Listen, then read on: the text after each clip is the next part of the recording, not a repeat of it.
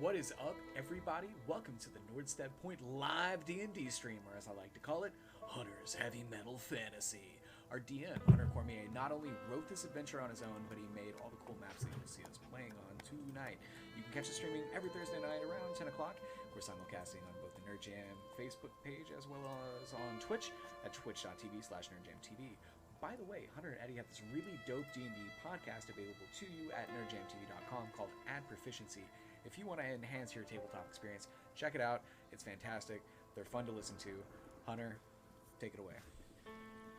What is shaking, everybody? Welcome back to Nordstead Point. Nordstead Point. Let me run you guys through some recap real quick. Last session was an awesome RP session.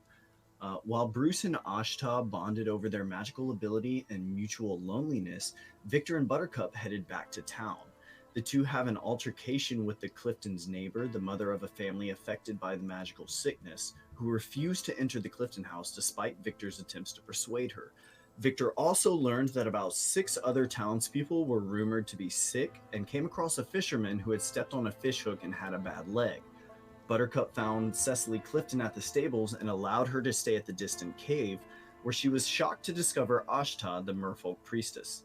Victor and Bruce returned to the fisherman's shack, where Bruce nat 20s a grapple on the fisherman's rotted leg, severely damaging it.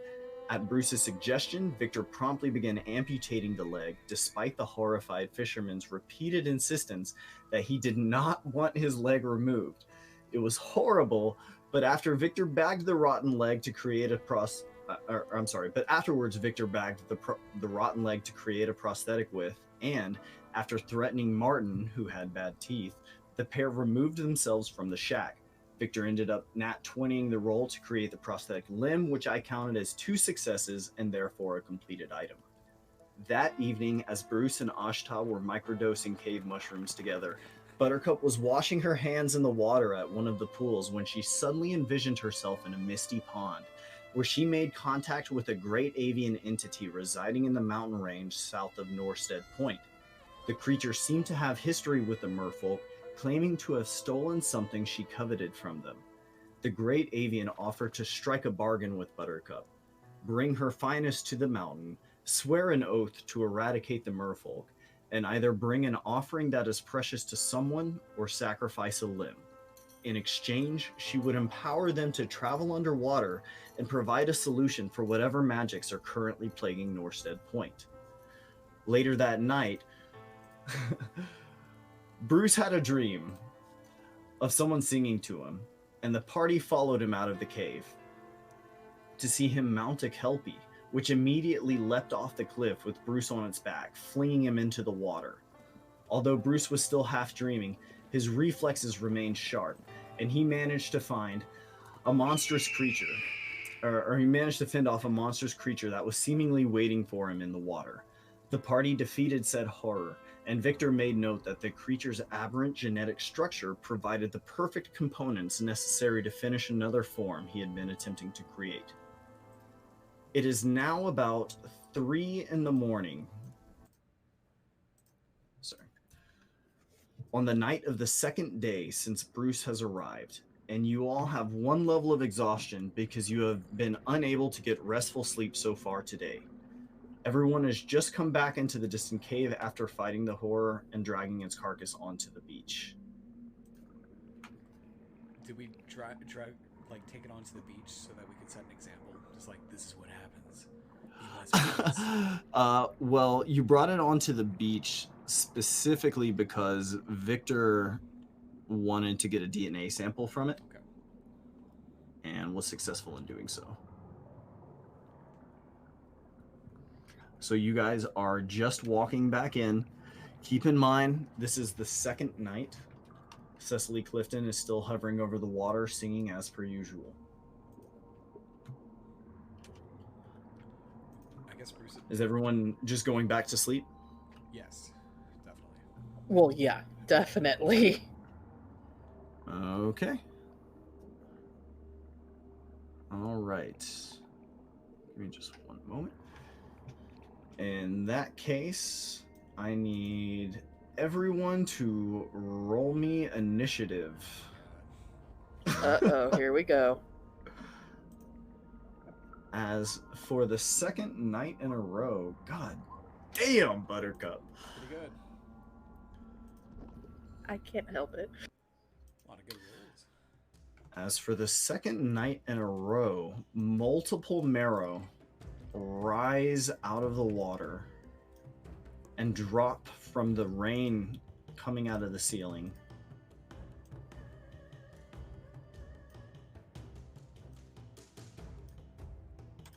Okay. Let's get shaken. Fun times. That's a good start. Let's get right into bloodshed. All right.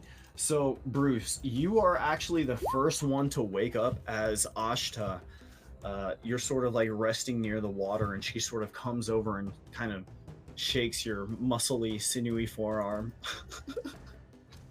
shaking you into consciousness and pointing towards the ceiling. I see one of these marrow actually got a nat 20 for initiative, so I'm going to go ahead and give that to them. So they are going to be up first. Okay. All right. So, first up, this marrow here is going to stride over to Bruce and attempt to grapple him. Good luck. Wow. And nat 20 that grapple. That was good luck. Shit. Jesus. Bruce is in trouble. All right. Bruce, go ahead and roll me that athletics check.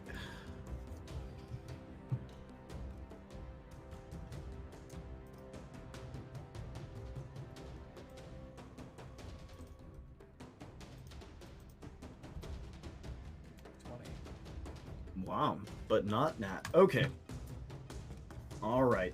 So, Bruce, you wake up as Ashta sort of shaking your forearm, and as you sort of shake yourself awake, already one of these gray-blue marrow has sort of like just found itself upon you, and it sort of seizes you here. And taking you here, it is going to drag you towards the center of the pond here. And Buttercup, just as you wake up, you see Bruce and this marrow sort of moving out into the center of the pond, kind of splashing wildly as Bruce struggles against this marrow. What would you like to do, Buttercup? She's going to try to save Bruce by using her longbow. God bless you. So that's going to be ridiculous. Go ahead and fire it off. All right. So I do that twice, then a sneak attack, right? And then plus a d6 for damage. It'll be just this. It'll be a single roll. Range doesn't get flanking because that would be OP. No, I'm talking. She's a Gloomstalker. You get the Gloomstalker attack. It's just that your attack roll isn't at advantage. Everything else is. Oh. Reckon them. You still get your sneak attack too. Yeah, and you still roll 2 attacks. Wow. Oof. Those are +9 rolls. You rolled a 4 and a 2. Good grief. Okay. So, Bruce, as you're struggling through the water and sort of splashing, 2 arrows are suddenly going to like right past you and kind of clatter into the cave as Buttercup wakes suddenly and fires off 2 arrows. Buttercup, would you like to do anything with your movement? Or your bonus action, if you can do anything with your bonus action? Which includes casting first level spells if you have any interest in doing any of those. Damn, I forgot to cast Hunter's Mark. Okay, whatever. Feel free. For my game, I allow first level spells and cantrips to be cast as a bonus action. Alright, she's going to cast Hunter's Mark then. Okay. Anything with your movement? Well, she's getting her ass out of bed, for one thing, and so she's now in, standing up. Fair enough. Who's got the Hunter's Mark? The marrow that has Bruce. The marrow that has Bruce. Okay. You got it. All right. Next up is Victor. What would you like to do? As you're waking up, you hear the bowstring, like, twang a couple times as Buttercup looses a couple of arrows towards Bruce and the marrow. Victor, what would you like to do as you stir? Can I go ahead and I guess I'm gonna change into Braxis and jump across and punch the closest marrow in the face. Okay. Go right ahead. Oof. Wow. One. Okay. Braxis, this marrow is actually going to sort of like dodge around the side as you throw this punch, and you are going to smack your fist in the wall, taking your strength modifier in damage. All right, and then I'm going to Punch full use force into the my wall. temporary hit points. Though my strength mod is 0, so I don't take any damage. Okay, it'll be a minimum of 1. If you don't take any, then just take 1. And go ahead and, for your temp HP, just put that in the blue bar. So is that 3? Perfect. Oh wait, it's 4 because it's at my level. That's fine. So you have 32 health and 4 temp HP. All right. Next up, Could I? You said I could cast a spell as a bonus action, or did you roll initiative? Yeah, you did. Oh, you rolled it late. I see. or cantrip rather? Yeah, absolutely. Can I go ahead and acid splash this? Would I be able to hit these 2 marrow that are close to Beatrice with it? Like, are they yeah, within 5 feet with of your each other? acid splash? Yes, they are. These 2 here? All right, so yes. Yeah, you got it. That is what, a dexterity save?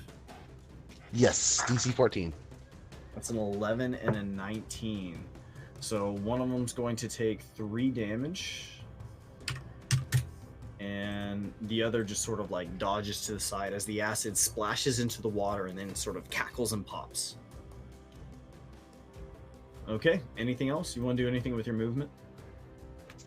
I already moved. Okay. 'Cause I got out of bed and I moved over to the marrow. Gotcha.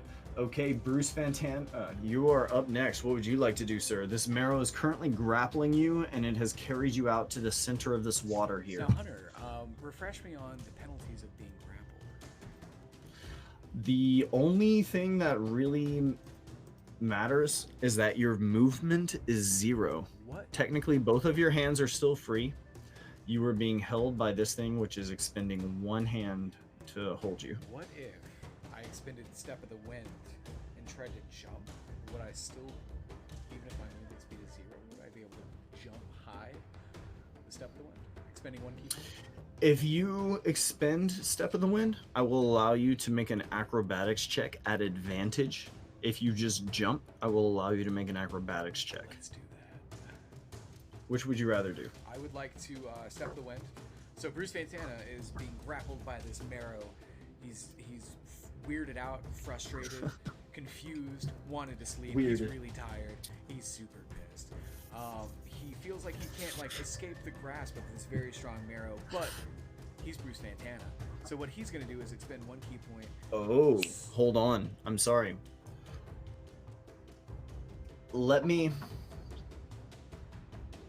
I'm sorry, I didn't mean to cut you off. I shouldn't have done It's that. okay. I want to point out, you guys all have advantage, so giving yourself advantage using Step of the Wind means you're making a flat, regular acrobatics check. Okay, so no advantage. Because as you have pointed out, Bruce did have a long day. Have a long day? That's fine. So no advantage. No advantage, just a straight check instead of a disadvantage check. He's Bruce Fantana. It'll be okay. So Bruce, being grappled, pissed, angry, tired, exhausted, loves this girl who tried to warn him, and like, that's endearing. That's good for his self-esteem. He feels really proud. He's going to expend 1 key point, somersault through the air, flip around a couple times, and try to land on a rock in a way where the marrow that has him grappled would be horribly injured by a rock. Okay. Interesting. So you're trying to not only jump out, but jump out in such a way that you're kicking off of this marrow? Yeah. Like I want to like flip and land onto a rock. Okay. Go ahead and If roll that me isn't a high acrobatics. end Go moment, ahead I and don't know roll what it me is. that acrobatics check. Right? That's a 9. Oh my But I have gosh. inspiration. Oh, He just okay. Okay. Go ahead. Oh no. I won't use it here. I should. I won't use it God here. damn it. Okay. So with a 19, Haha. with a 19, Bruce, you attempt to jump using burning one of your key to jump with force. But this marrow has you in just these iron grips, right? They brought the 18. They did. Okay. Anything else? No. All right. no punchies? No punchies? That was his That's my action. whole action. Unless Oh, it was? Okay. can you do anything as a bonus action, Bruce? I mean, technically, The, you could say like jumping is. Oh, Step of the Wind was a bonus I action. thought it was the movement, Okay. right? Yeah, that's Okay.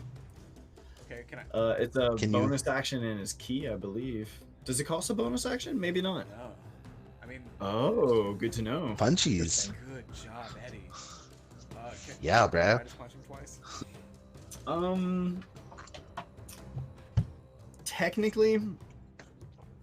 Technically, Flurry of Blows requires that you attack. I do this for the pugilist as well. If you burn a key, you just get 2 flat attacks. I don't care if you use your action to attack or not. The key is worth 2 attacks to me. Okay. You want to do that? Sure. All right, so go ahead and burn a second key. 22 and 15. Wow. Okay. Good work, Eddie. Both of those are gonna hit. Dealing a whopping 14 damage to this stunned marrow, Bruce, as you unleash a flurry of blows that this marrow has never witnessed from a human. And it's as you're striking this thing, you can see it's sort of stunned and dazed, and it kind of falls back for a moment and takes a moment to like collect itself. Would you like to do anything else? You can't move. Wink at Ashta. Give Ashta a wink. She is deeply concerned. Ashta is going to turn and shout in Aquian to all of these marrow here, who all sort of like stop and take a moment in surprise to like regard Ashta before turning back and getting back to the action here. All right. Next up is this marrow here, who is going to, let me see, the closest person is probably Braxis. Can't really circle around Braxis there. It's gonna run over here to Buttercup. Buttercup is going to attempt to grapple you and roll a 15. Okay, so how do I do? Do I need to roll something? It's an athletics check. Good luck. Okay, let me see.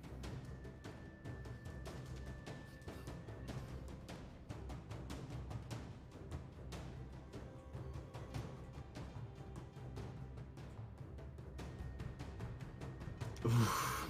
Okay. All right, Buttercup. she has nuts. She just woke up. Like she's like, what the fuck, bro? All exhausted. Groggy. Wow. Okay, it actually cannot take you anywhere yet, but it currently has you grappled. Next up is the Murrow right in front of Braxis. It is going to attempt to attack you, Braxis. Does a 15 hit you?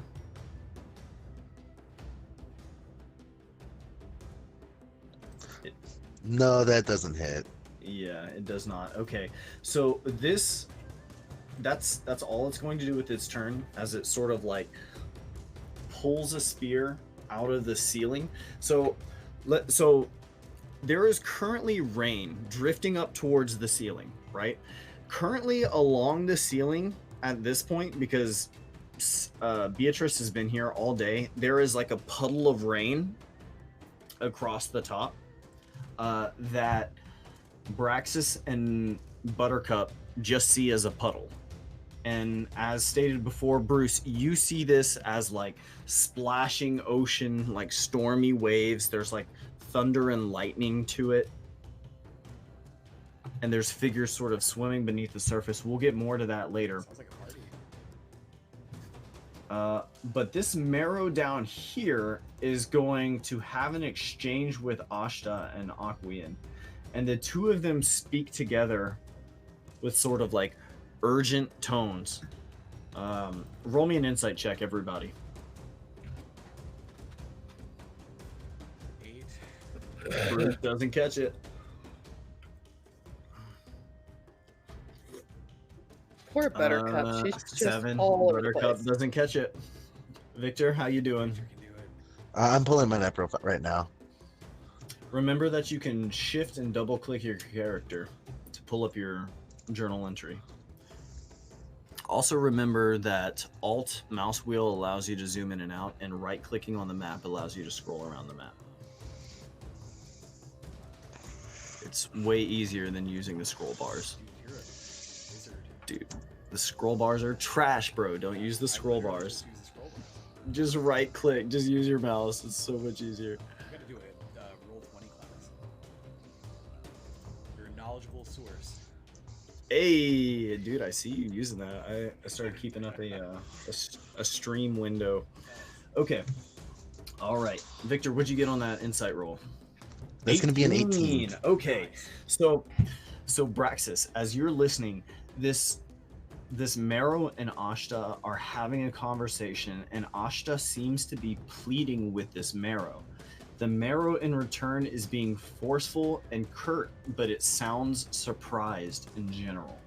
It's going to spend its turn speaking with Ashta.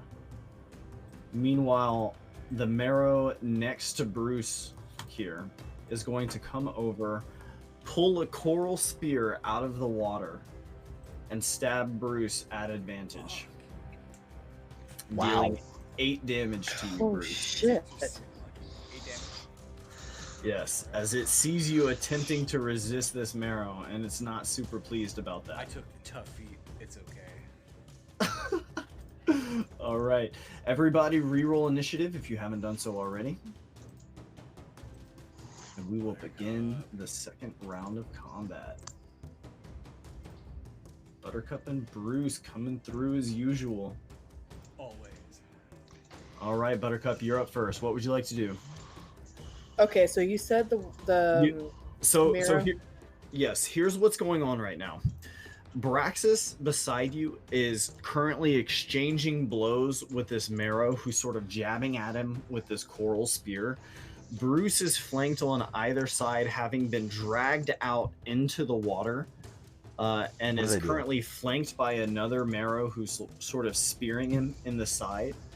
And Ashta is sort of pleading with this other Marrow beside the water here. There is a Marrow currently in front of you. What would you like to do? what she's gonna so what she's going to do is she's going to try to stab the Marrow, but she's not trying to like fatally harm the Marrow, so that way she kind of like surprises it enough so that she can show the necklace that she has on. You're gonna show it the necklace? Yep. Okay, interesting. As you hold the necklace out to the Marrow in front of you, Nice. it's double-lidded eyes.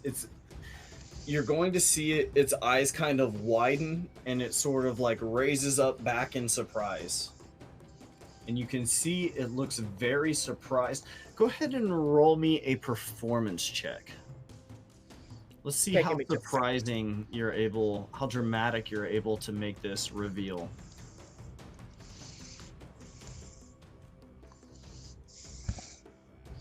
As you're like, behold! Okay. Not very. So- She's just trying to show it to him. Yeah, so you very quickly just reach into it and like hold it out drastically. It kind of takes a moment for it to see it, but it does seem surprised to see it there. What is this? What is this purple mark here?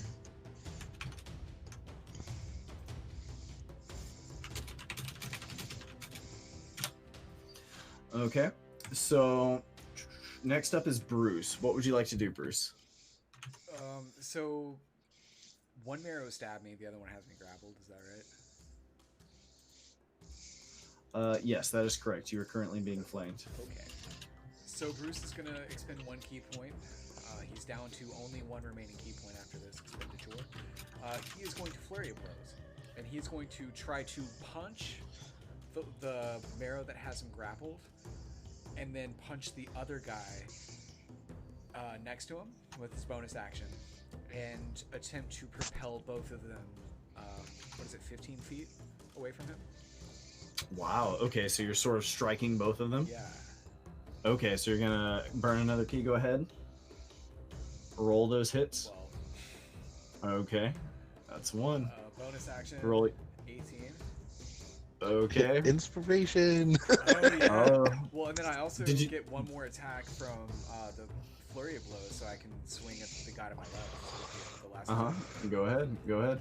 13, and I'm gonna use my inspiration. Okay, sure. That's a 5. So an 18. So with 2 18s, both of those will hit, dealing 8 damage to both of them. Thanks, Eddie. This will flat out God bless you, sir. kill. This will flat out kill the creature on the left. Okay. Well. Does the other And guy go as- flying? The other guy, and as this marrow dies, Bruce, as you sort of like strike into its chest and its eyes kind of widen and like in stunned surprise, it is actually going to sort of like degrade back into water and vanish. This other creature is going to roll a strength save and roll a 12. What's your DC? That's actually a really good question. Let me check. It's 8 plus your dex mod plus proficiency, is that right? So 15. 15. So what direction do you want to send it in, Bruce? Upwards. Upwards? Alright, it is going to shoot upwards towards the ceiling. And because force movement in my game provokes attacks of opportunity, this will provoke an attack of opportunity. It is almost dead. What would you like to do? 24. Actually, no, I'm sorry. It's just taking its first hit. 24 will hit. God damn. Dealing an extra 7 damage as you strike it as it flies towards the ceiling here. But they know who I am now. And it sort of splashes into the water beside you here. Nice. All right. Anything else you'd like to do? You are no longer grappled, so you have all your movement back. Can I walk to Ashta? You can if you like. You see Ashta sort of pleading with this marrow, who is sort of arguing with her. Could I? And seeing you, sorry. I'm gonna get in go on. between those two. All right, you're gonna interpose yourself. Yeah. Okay. As you interpose yourself, Bruce, Ashta sort of places her hand on your shoulder out of concern, and this marrow sort of like takes a step back, like pissed, and it is going to reach into the pond beside you and pull out a coral spear. And it shouts something at you in Aquian that sounds quite irritated. That's the end of my turn. All right. Okay, so next up is the marrow that you pushed. It's not looking healthy. It's going to take a look around at this situation here that's going on, and it's kind of watching you and this other marrow here.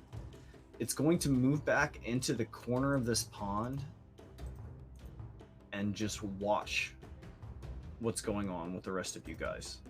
That's going to be its turn there. Next up is the marrow in front of Bruce here. It is going to attempt to spear you, Bruce. Let's go. All right. Dun, dun, dun. And as it thrusts this coral spear right for you, Bruce, you sort of like catch it. Whoosh, just as you catch many projectiles. And it is completely ineffective. For the moment, you have its spear caught. The marrow in front of Buttercup here, which currently has you grappled, Buttercup, is going to move the two of you. Is going to drag you towards the water, and the Okay. two of you just reach water's edge, but it cannot move any further. and it is going to attempt to slash at you with its claws. I'm going to roll spear, but really it's slashing. Wow. Ouches. Dealing a Ouch. whopping 15 damage to you, Buttercup. Youch. As it's sort of dragging you along, and you're like struggling and resisting Buttercup, and it turns and just and it slashes you across the face with its like blue-gray claws, and it leaves these slash marks kind of across your face. Okay. All right. Well, Buttercup kind of just like grunts. It does not feel good, Buttercup. Braxis. And her she's like, fuck them. Braxis. The marrow in front of you. What is this? Is this purple thing? The spear? Is that No, one? I accidentally drew that. I clicked on the wrong thing on the left side. You're good. You're good. I got My you. fault. You're good. All those little dots. That was. I got you. I got you. I got you. Okay. Oh shit! I deleted you. Okay. Well, I died, guys. Good game. Sorry about that. Sorry about that. You can just adjust your health back to whatever it was. You had taken a little bit of damage. So Braxis, this thing is just going to attempt to continue spearing you here. Wow. Is it Wow. another nat 20? Okay, Braxis, you are going to take a whopping 16 damage.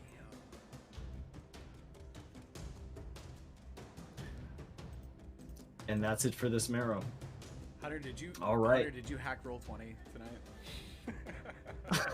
No. I'm not accusing you. I'm just asking. No, but it's working out nicely. Okay. I'm not gonna It's lie. all good. My inner DM is It's cackling. all good. Okay. All right. Go ahead and roll initiative, everyone, if you haven't done so already. I still haven't gotten my turn. Oh yeah, sorry. Then go ahead, Braxis. Did I miss you? What was yours? All right, You're not in so initiative anywhere. Get my. I had 9, so it was at the very Oh, end. okay. Word. So I'm gonna get my bonus health back, and then I'm gonna punch the guy in front of me. I'm Wow. gonna use my inspiration. Wow. Okay, that'll definitely hit him as you like sock him squarely in the face, and he's kind And of then dazed. acid splash to Yeah. these two right in front of me as well. Get 'em. Nice. All right, let's go ahead and roll those. As Braxis, wow, that is a 5 and a 19. Okay, as Braxis hawks a noxious, he slugs this one in the face and then turns and just like and spits these globs of acid at both of them. This one is going to take 5 plus 3, so minus 8 damage. It is starting to look very seriously wounded as it's sort of like bleeding this like bluish blood out of its like out of its burned wounds.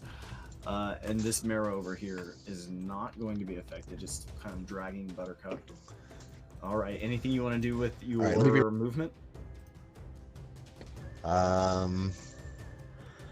No, I'm not gonna use my movement. I should probably just roll my initiative.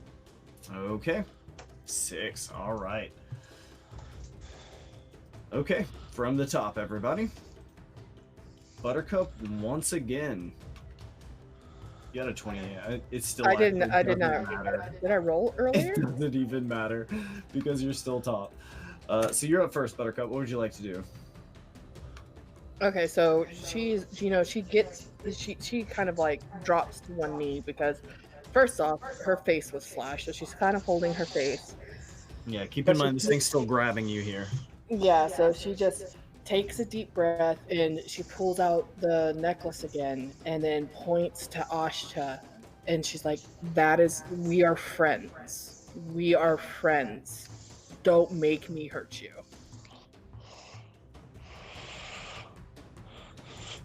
So she's gonna try to like, yes, I'm using that necklace. Hell yeah! Roll me persuasion.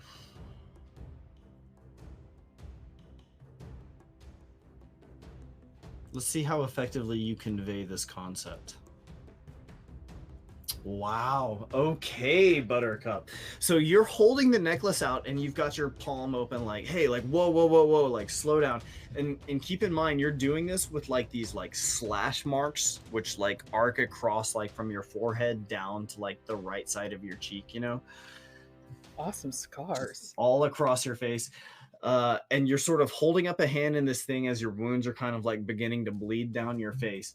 And seeing this and seeing how you're acting in spite of being attacked, this marrow here is going to sort of turn and instead of pulling you any further, he's looking at you in confusion and he's looking back and forth between you and Ashta, and it's going to like bark an Aquan at Ashta. Is there anything else you'd like to do with your turn? She sits down to show that she means no harm at this point in time. She's tired. Yes, she's angry, but you know, yeah, she did kill a couple of them, but she's not going to let them know that. And she's going to try to see what happens, especially since you know she has that great birds talk that she still has to have with all of them. Okay. So you're going prone intentionally. All right. Interesting. It doesn't cost any movement, so I think technically you can like dead weight if someone's grappling you. I don't know. I don't see why you can't, but it's a weird rule thing. We should talk about this at some point later on. Okay. So anyways, you're going dead weight here. This is very confusing. Bruce, what would you like to do? So Bruce has this dude's spear. Yes, you are currently grappling the spear of the guy in front of you. Okay, he's just holding it. He doesn't have like full possession of it. Mm-hmm. Okay. Bruce is just gonna punch him twice, I guess. Well, so the first thing he's gonna do is punch him, and then he's gonna kick him. Okay, you're attacking him. Real quick, Buttercup, did you already burn your your inspiration? Negative. I should probably use that. Okay. Just so you guys know, a player who RPs heavily should have an almost unfair advantage because they're burning through their inspiration and getting it recharged so quickly. Okay, so should I just roll that or wait? Because Just keep in mind that it's there for you to use, but feel free to use it because you guys are RP players anyways, and that's how you get inspiration refilled. okay. Okay, so Bruce, go ahead. Let's see, that's a 15. That will hit. 7 does not. Are you flurry of blowsing this gentleman? Is that No, just what we're seeing here? just 2 standard attacks. Do you martial arts gets an offhand attack? What's that? Does martial arts get an offhand attack? Yeah, it's a bonus action attack. Nice. Hell yeah. Okay, cool.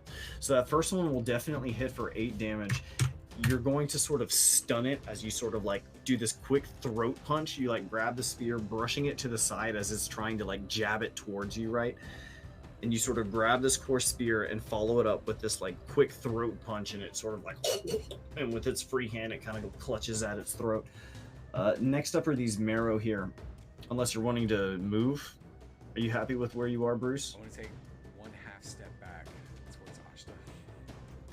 Ashta is actually sort of like receding behind you defensively here. Perfect. Okay. We're good. Okay.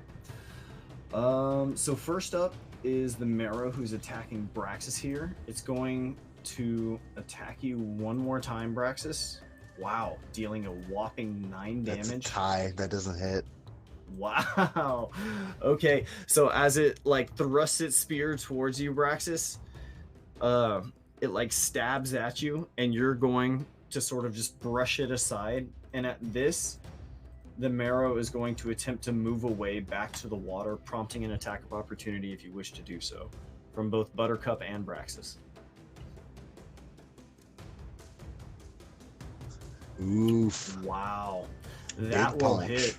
That will hit Braxis as you brush aside that spear and just punish the fuck out of that opening. And you sort of like like swinging your massive paw, you just catch this marrow with like a hook to the side of the head that just crushes its head against this cavern wall, and it sort of slumps to the ground with like this bluish gray blood for a moment before converting back into water and vanishing into a puddle on the ground. Okay. And then I'm gonna go ahead and use my movement to encroach on this one, like very menacingly. Okay. This marrow here between you guys, who is sort of barking at Ashta here, is going to see Buttercup like showing it this pendant and sort of sitting down and choosing to be non-violent. And it's going to see you closing in.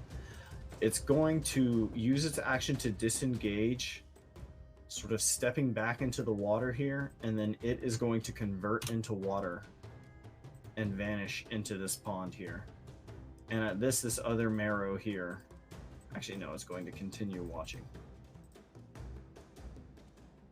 Yeah, it is just going to continue watching carefully. The marrow that is currently between Bruce and or fighting Bruce is going to attempt to attack Bruce once again. No way. To no effect, as Bruce expertly just chops that spear aside, just completely outclassing this marrow. And go ahead and roll initiative if you have not done so already.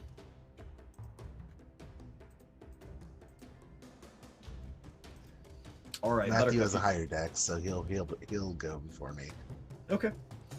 I kind of just leave it up to whatever Roll20 randomly generates between the two of you guys. That's very fair. Buttercup. I think he's actually right though. Typically, I think it is whatever the dex goes. The technical. Buttercup, you are up first. What would you like to do, ma'am? This marrow across the pond is very injured, but it has sort of been watching this encounter for a while, and it's sitting back and watching. There's a marrow that Bruce is protecting Ashta from, and is currently stabbing at Bruce with a coral spear. The marrow that was just fighting you kind of stepped back and vanished into the water. So what Buttercup does is she walks up behind Ashta and like places her hand on Ashta's arm very gently. Like, granted, her entire face is bloody at this point in time, and Oh yeah. she looks up at the marrow and she kind of shouts to get his attention, and once again shows the necklace, because hopefully she can cause all of them to just chill. Okay. Roll me a persuasion check one more time.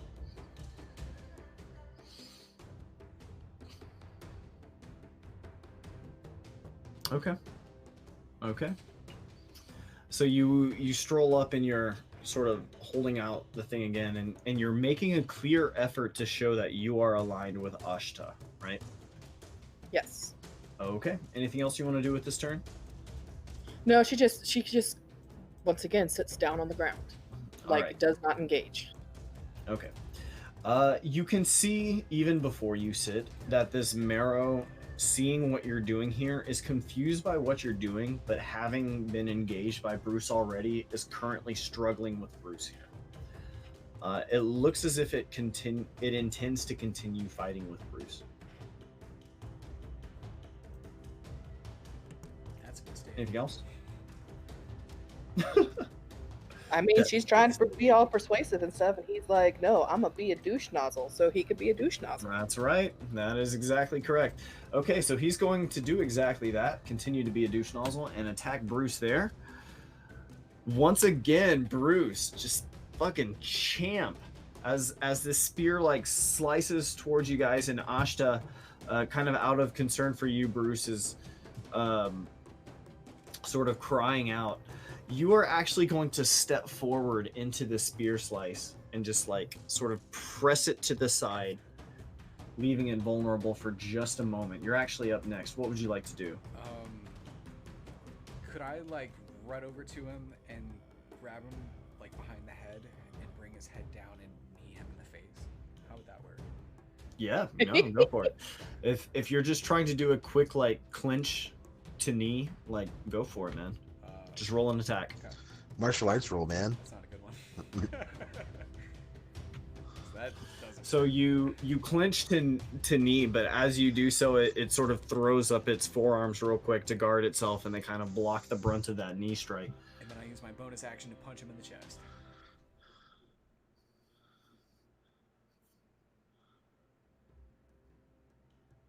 I'm gonna roll it. Yeah, go ahead and roll it. They're gonna be like, I don't know, man. I don't know, man. Okay, yeah. So once again, you followed up with another quick punch, but it's going to sort of just like catch it in its hands. He has the respect of Bruce Fantano. He is a formidable foe. That is the end of my turn. Bruce, fighting this thing, you know, these marrow do seem to be stronger than a typical person. They are like creatures. They're animal level strong, right? Yeah, they're beasts. Just putting that out there. Okay, Braxis, you are up next. There is a marrow who is sort of carefully watching everything that's going on here, and there is another marrow who is currently fighting Bruce. So Braxis is going to get a hold of Beatrice Clinton and kind of move her back away from the water's edge to Okay. make just to show that he's mostly trying to protect the little girl. Okay, go for it. Good idea. So you move Beatrice back. No Like problem. very clearly trying to guard this girl and like I'll put her on this side. posturing that he won't like towards the other marrow over there, just watching, making sure he doesn't come close anymore. Got you. This wounded marrow is taking note of what you're doing. And as you're looking at it, Braxis, you note that it does seem to be intelligent. And it is observing the situation here. It is going to skip its turn doing a certain something. Go ahead and roll initiative if you haven't done so already.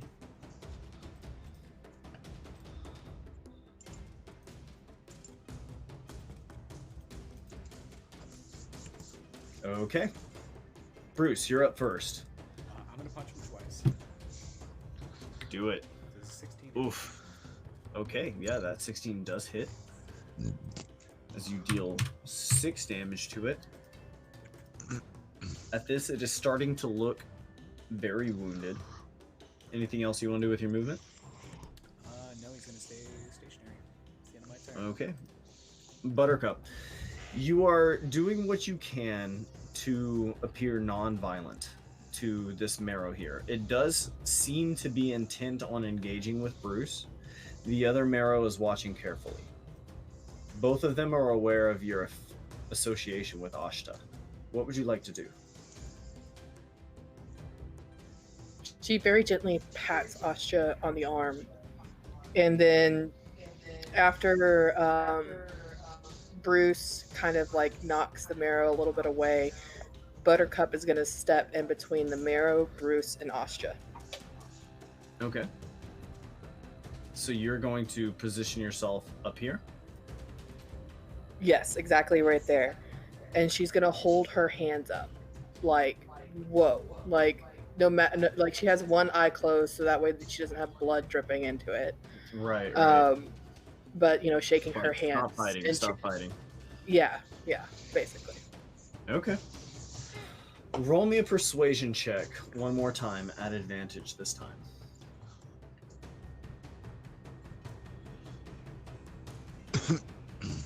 You still haven't used your Inspiration dice. inspiration, correct? Correct. Okay. So yeah, roll the d20 plus. Okay, Okay, so a 9 and an 8. and then you can. Okay, plus a 7. So Okay. a 16 is actually pretty good. At this, the marrow is going to sort of like, in alarm, it is going to argue with Ashta once again in Aquian, sort of barking out something. It sounds aggressive. It looks very confused. It does look as if it's temporarily like non-hostile. Braxis, what would you like to do? Unless Buttercup, you'd like to do something else. Nope, she's tired. She's just trying to get the fighting to stop. Okay. Oh, you guys, keep in mind, y'all have disadvantage on all of your skill checks. I've been forgetting that. You all have exhaustion. Don't forget. Oh, okay. I mean, Sure. okay. It's 3 in the morning right now. Okay. All right. Anyways, Braxis, you're up next. What would you like to do? I am going to heal myself. Okay. Go for it. I'm going to use one of my spell slots for a cure wounds. You got it. Anything else you're doing with your turn?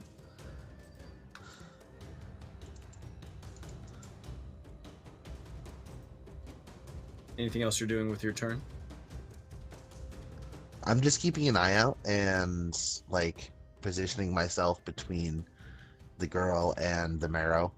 You got it. Okay. So with their turns, these two marrow are going to sort of this one's going to disengage, take a step back. This one's going to step over here. The two of them are going to speak to each other in Aquian, and one of them is going to say something to Ashta, and the two of them are going to sort of like dissolve into water, which just splashes onto the pool and vanishes. Nice. And at this, Bruce and Ashta, as the two of you are looking up towards the ceiling, you guys are sort of seeing like these dark figures sort of swimming across. Oh, here, let me. Did I not move you guys over? Yeah. There we go. Oh, that's nifty as hell. So Bruce and Ashta, as you guys are looking up at the cave ceiling and at this layer of stormy water which is coming across, y'all see these silhouettes of these creatures which are kind of just swimming amongst the stalactites across the ceiling. And you see this figure on the other side who's sort of just peering back at you guys, but you can only see the silhouette. And after a moment, there's this sort of like, and all the water kind of drops off the ceiling and like one big splash, and it kind of splashes onto the cave floor. And at this, Beatrice abruptly stops singing and drops out of the air onto the Can I make a floor. Can I make a Because- dex check to try and catch her? Because I'm Yeah, right there. Go ahead and roll me a quick dex check. Yeah. Nice. Oof. Good idea, So, bro. Braxis, you see her fall, and you kind of hope that nobody else notices. Her head kind of like smack against that ground there. He's a doctor. But Beatrice has stopped singing. Braxis, I'm gonna say until you turn back to Victor, it's gonna be hard for you to make too much more of like a medical check. Yeah. There is no longer rain dripping up towards the ceiling, and the water on the ceiling is gone. Beatrice is restored to what looks like a feverish state, but she is still unconscious. All right. Yeah, I'm gonna go ahead and turn back to normal. Ashta is going to very kind of gingerly, with great concern over Bruce and Buttercup, she is going to sort of like tenderly sing to you, kind of healing your wounds. Each of you go ahead and take 5 HP back. Allah.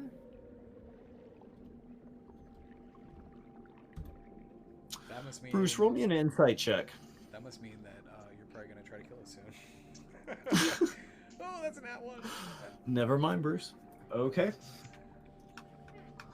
Alrighty, guys.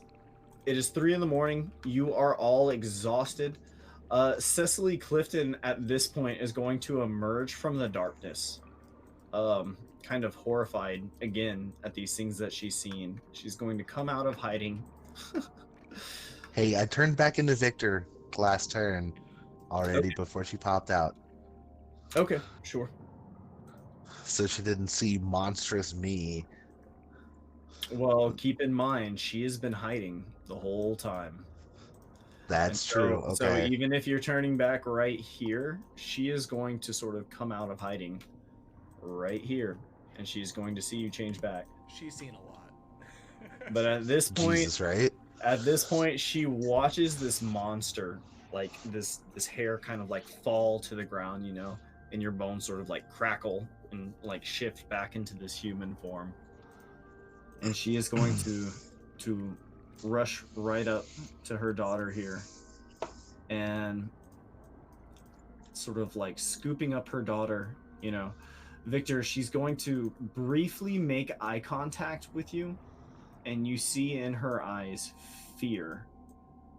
It's a mix of fear and gratitude, but she is quickly going to scoop her daughter up and bring her over to this bed here, before turning to check in on the rest of you. And she's like, oh my God, like, thank you so much. Like, is everyone okay? She's going to help where she can,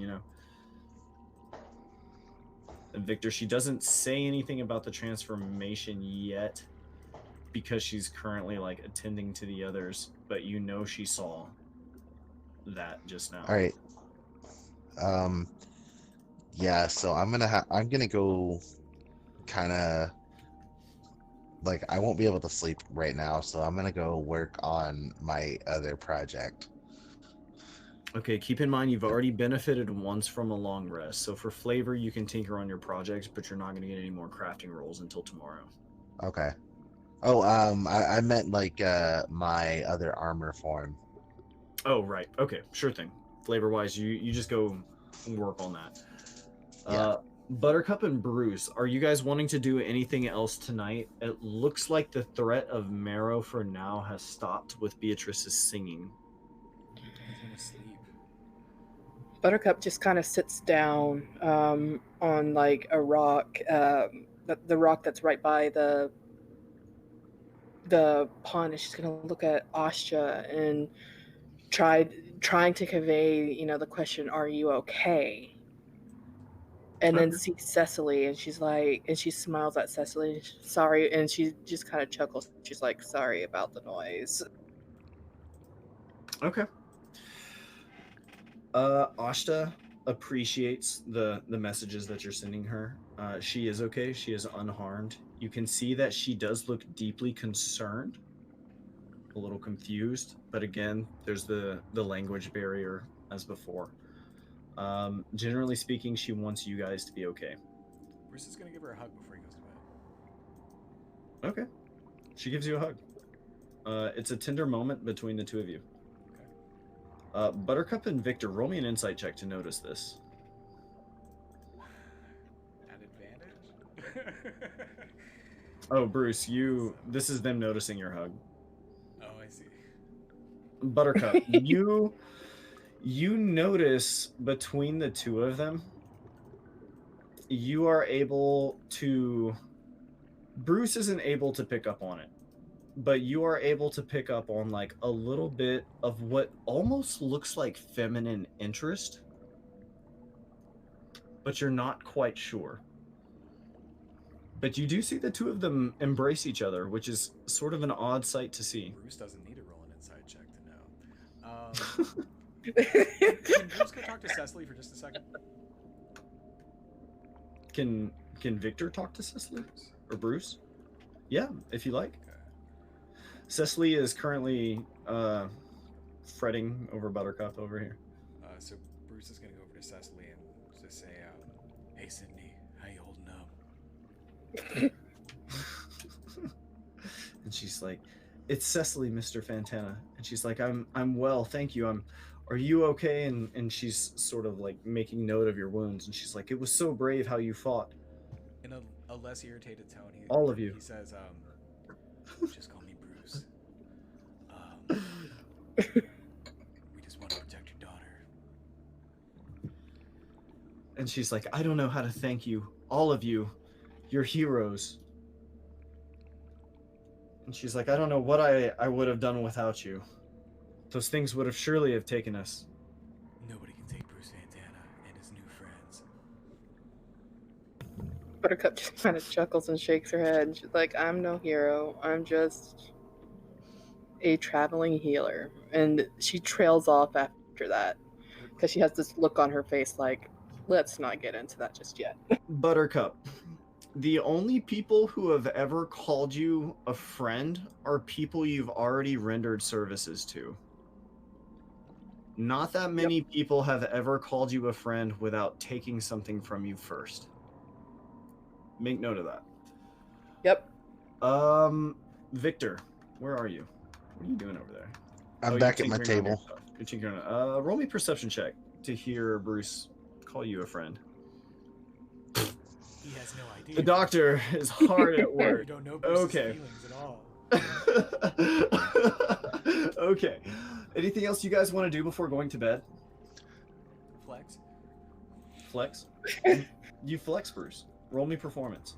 So I flex in front of Cecily Clifton, and I say, with a guy around that has muscles like this, your daughter's gonna be just fine. And then he rolls.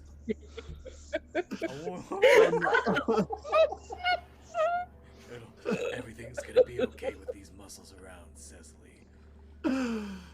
I mean, it's at disadvantage, but sure. Can I roll a 1 twice? Do I get punished for rolling? Try. Just try. See if you roll one I double twice. critted once.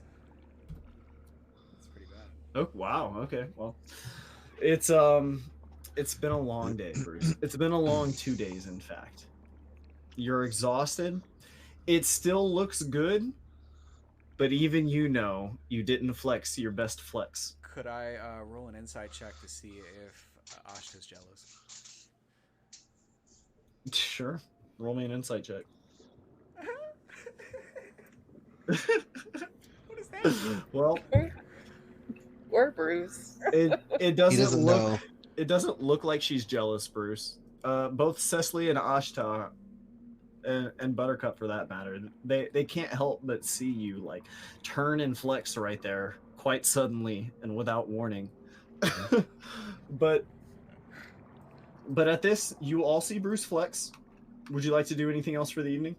No, so I feel like Bruce's intentions were pure. Like he was really just trying to reassure Cecily, but he was afraid that he perhaps did make Ashta jealous. So he like looks over and he can't tell if he did or didn't. So he's like got this growing paranoia that she might be jealous now. He's gonna sleep. Wow. Okay. Where are you sleeping, Bruce? Probably like pretty close to right here, close to the water. Okay. Victor is gonna try and talk to Cecily before she goes to bed. Sure. If she's willing. Sure. It's very late. She's extremely Yes. tired, as are all of you. Buttercup, what would you like to do? Bedtime? Pretty much after she, kind of bandages her face for a little bit, because I really like the idea of her having those scars. Like You're gonna character-wise. feel that it's gonna be healing for the rest of a while. Ever. For the So rest yeah, of the- so she just goes. What she does just before bed is she cleans the wounds to the best of her ability and binds her face, so that way she has bandages on. Okay, Then goes to bed. you got it. Buttercup, add a +1 to your intimidation. All right. As you guys are all going to bed, Bruce, Ashta, as you're laying there, beginning to rest, Ashta is going to sort of like swim up in the pool next to you and sort of like prop herself sideways, like on her elbow and fist, and kind of smile at you. And she is going to begin singing, and all of you guys are going to sleep very, very deeply until the next day. Good. Thanks, lady. All right. The next day you all wake up. What would you all like to do today? Full health points. Full health points, yeah. I still need to talk to Cecily Clifton. Okay. Oh, that's right. I'm sorry. Victor, what would you like to do? So he kind of as you speak to her. takes her off to the side for a moment and Sure. just kind of, he looks for the first time, he kind of shows some emotion on his face. He looks distant and sad, and just kind of says, "Just know that everything I do is to protect those around me." And at that, he reaches into his clothing and pulls out a small locket, and it has a picture of a woman and child in it. Dun dun dun. She, as you say this to her, Victor, as you approach her, right? She hadn't said anything to you about what she saw, because she was so concerned first with like picking up her daughter and getting her to the bed, making sure everything was okay, seeing her daughter was okay, seeing the others were injured, yada yada yada. As you first approach her in the darkness, she's sort of apprehensive. You can see she's intimidated by you. And as you tell her this, her face kind of softens, and you show her this locket, and she asks, like, they were your family? I had to leave them when I was previously discovered. And she says, previously? The last time? The first time. The only other time. She says, that sounds sad. She says, are you the creature that everyone was talking about? The one that speaks like a man? That is me. And she says, did you hurt anybody while you were here? I've not hurt anybody here. I've only done what I could to protect everybody. Roll me...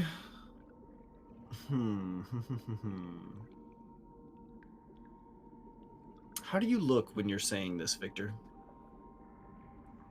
Like, you're deeply exhausted. Sad and like just tired and deeply sad. She looks at you, Victor, as you're saying this, and she says, I don't know what you are, but I don't think that you're the cause of all of this. And I thank you for keeping my daughter safe. And your secret's safe with me. As long as you're protecting us. He just nods slightly and just says thank you very softly before trying to separating and going to sleep. How many people know about your ability to do this, Victor? What's that? How many people know about your ability to do this? This group of people right here, and basically not me, but my previous life, the whole village. Right. Okay. So that'll be the remainder of the evening. What's everybody's plans the next day? Is it finally the next day? Yes, it's finally the next day. The first thing you all notice, just right off the bat, is the sound of a strong wind. Buttercup slowly pushes herself up in the bed. She's like, Gods be damned. I feel like I'm hungover, and I know I'm not. I need a beer. Buttercup, your face throbs a little bit. You can feel your heartbeat in your face. It's making her a tad grumpy. But she goes to the main area pretty much to see what everybody else is up to. Okay. What is everybody else up to this morning? I'm say going to- as the first people start moving around, it kind of wakes up everyone else. You know how that goes. I'm going to finish up my other armor form and make it ready for the day. Okay. You have that until, I believe, the next short rest. All right. Bruce, what are you doing this morning? You wake up feeling very rested. As you wake up, Bruce, you see that your head is sort of propped up against, like, the side of Ashta, who's sort of coiled up against you. She's just giving you, like, a pillow. Sweetheart. Bruce is gonna... she's awake, right? No, Ashta is still asleep. Okay. He's gonna try to get away from her quietly enough to not wake her up. Roll me a stealth check. That's a +7. Stealth check to avoid waking up Bay. It's a +7 for Bruce? How's that? Oh, because you're Dex. Fuck, fucking monks, dude. Wow. Okay. Let me see. Wow. Yeah. Good job. Okay. So you actually managed to He's done this before. get up without waking her. All of you note that Beatrice and Cecily's sort of awake already. She's used to short nights. Beatrice looks much better. In fact, she looks much, much better. Bruce, roll me an insight check. Victor, roll me an insight check as well. That's pretty good, Bruce.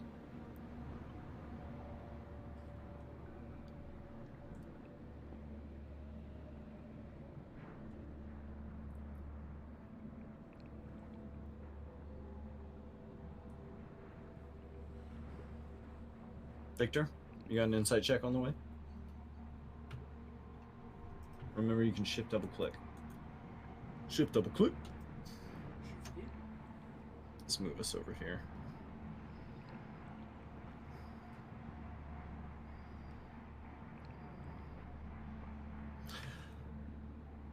Nice. Okay. Victor, you can see that Bruce generally looks healthier as well. And Bruce, you feel much better. You note that you're not really feeling so bad. Okay. I think Bruce would test his flex to see if it was better than yesterday when he was like super tired. feeling weird. Okay. Go ahead and test that flex, man. Roll me a performance check. It's 4. He's not quite feeling it yet. I think that's still better than yesterday, isn't It it? is better. So he's like, oh, it's progress, not perfection. It's just like benefits That's at the right. bottom. And I think it would affect his confidence just a little bit. But he Dude. does feel invigorated. He's rested. It's been a weird couple of days. Flexing is an art. Anyone who tells you otherwise just doesn't know. Buttercup will like watch what Bruce is doing and just kind of like chuckle to herself, and then goes over towards Cecily and Beatrice to see how they're doing. Yeah, Bruce is doing his morning stretches. Cecily is going to inform you that Beatrice is doing much better. She's very pleased about the condition of her daughter. There's not a lot to be said. She is still unconscious, but she seems to just be sleeping now, and her eyes are closed. They're no longer cloudy like they were before. They're back to their normal color, but she is asleep. Buttercup nods and she's like, fantastic, and just like kind of adjusts the covers around the kid to make sure that she's like tucked in, but that's just her fretting. She also knows in the back of her head Cecily has to be doing the same thing constantly too. Oh yeah. It doesn't take long to get Beatrice situated. So what would the three of you like to do today? I think Bruce. Well- oh, sorry. Go ahead. Buttercup still needs to change her bandages, so she's gonna look at Victor and be like, hey, can you help me with this? Absolutely, Miss Lee. Sorry, Bruce is also going to go to Victor. So am I making some medicine checks here, trying to heal some people's? I mean, really, I can We'll use. just I say can for expend flavor, some- you're a doctor. We'll just say, yeah, go ahead. Well, for Buttercup, she just needs a bandage change. Yeah, you're And able to see to if do anything that was easily enough. affected. Bruce is going to ask Victor, hey, V, were you able to make some climbing gear?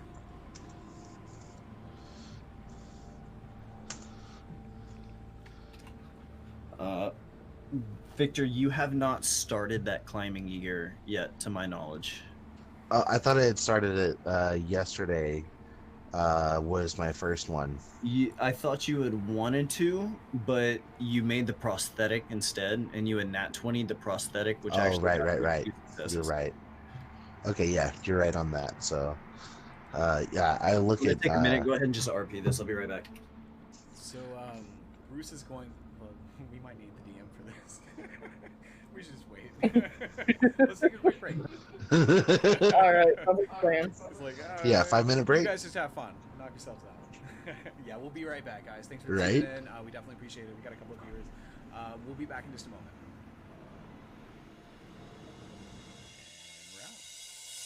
And we're out. Good session.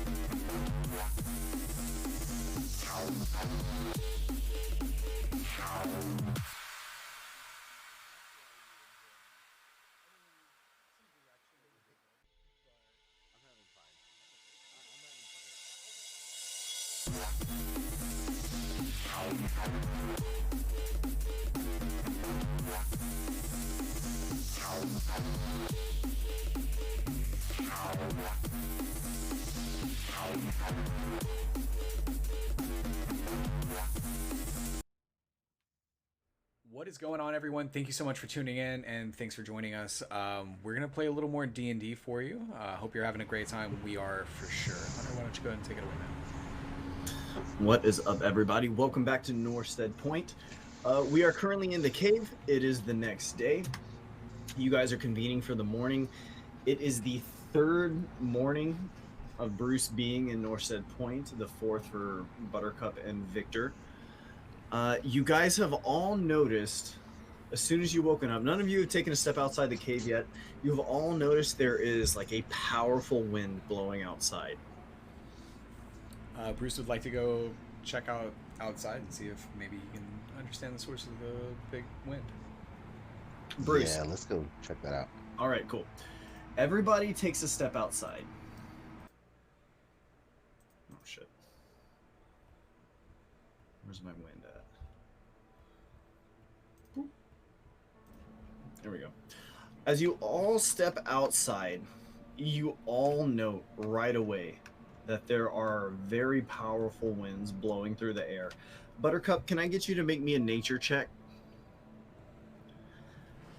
And Victor, roll me a nature check at disadvantage. Bruce, don't even worry about What, you don't think Bruce knows about nature? So I am actually. I will let you Bruce, know roll I'm me a nature proficient check at in disadvantage. nature. You are proficient in nature? Yeah, I'm proficient in nature. Yeah. Okay, then roll me a flat nature check. Wow, fucking look at Bruce over there. I saw that 12 though. Wow. Okay. So that's a 9. Look at you guys rolling 20s on your weird second rolls. Right. Yeah, I'll So roll I see a 20 on 4 and a this. 9. Buttercup, What where are you we at? rolling? What are we Nature rolling check. again? Nature. Remember, you can shift and double click your character to pull up your journal entry.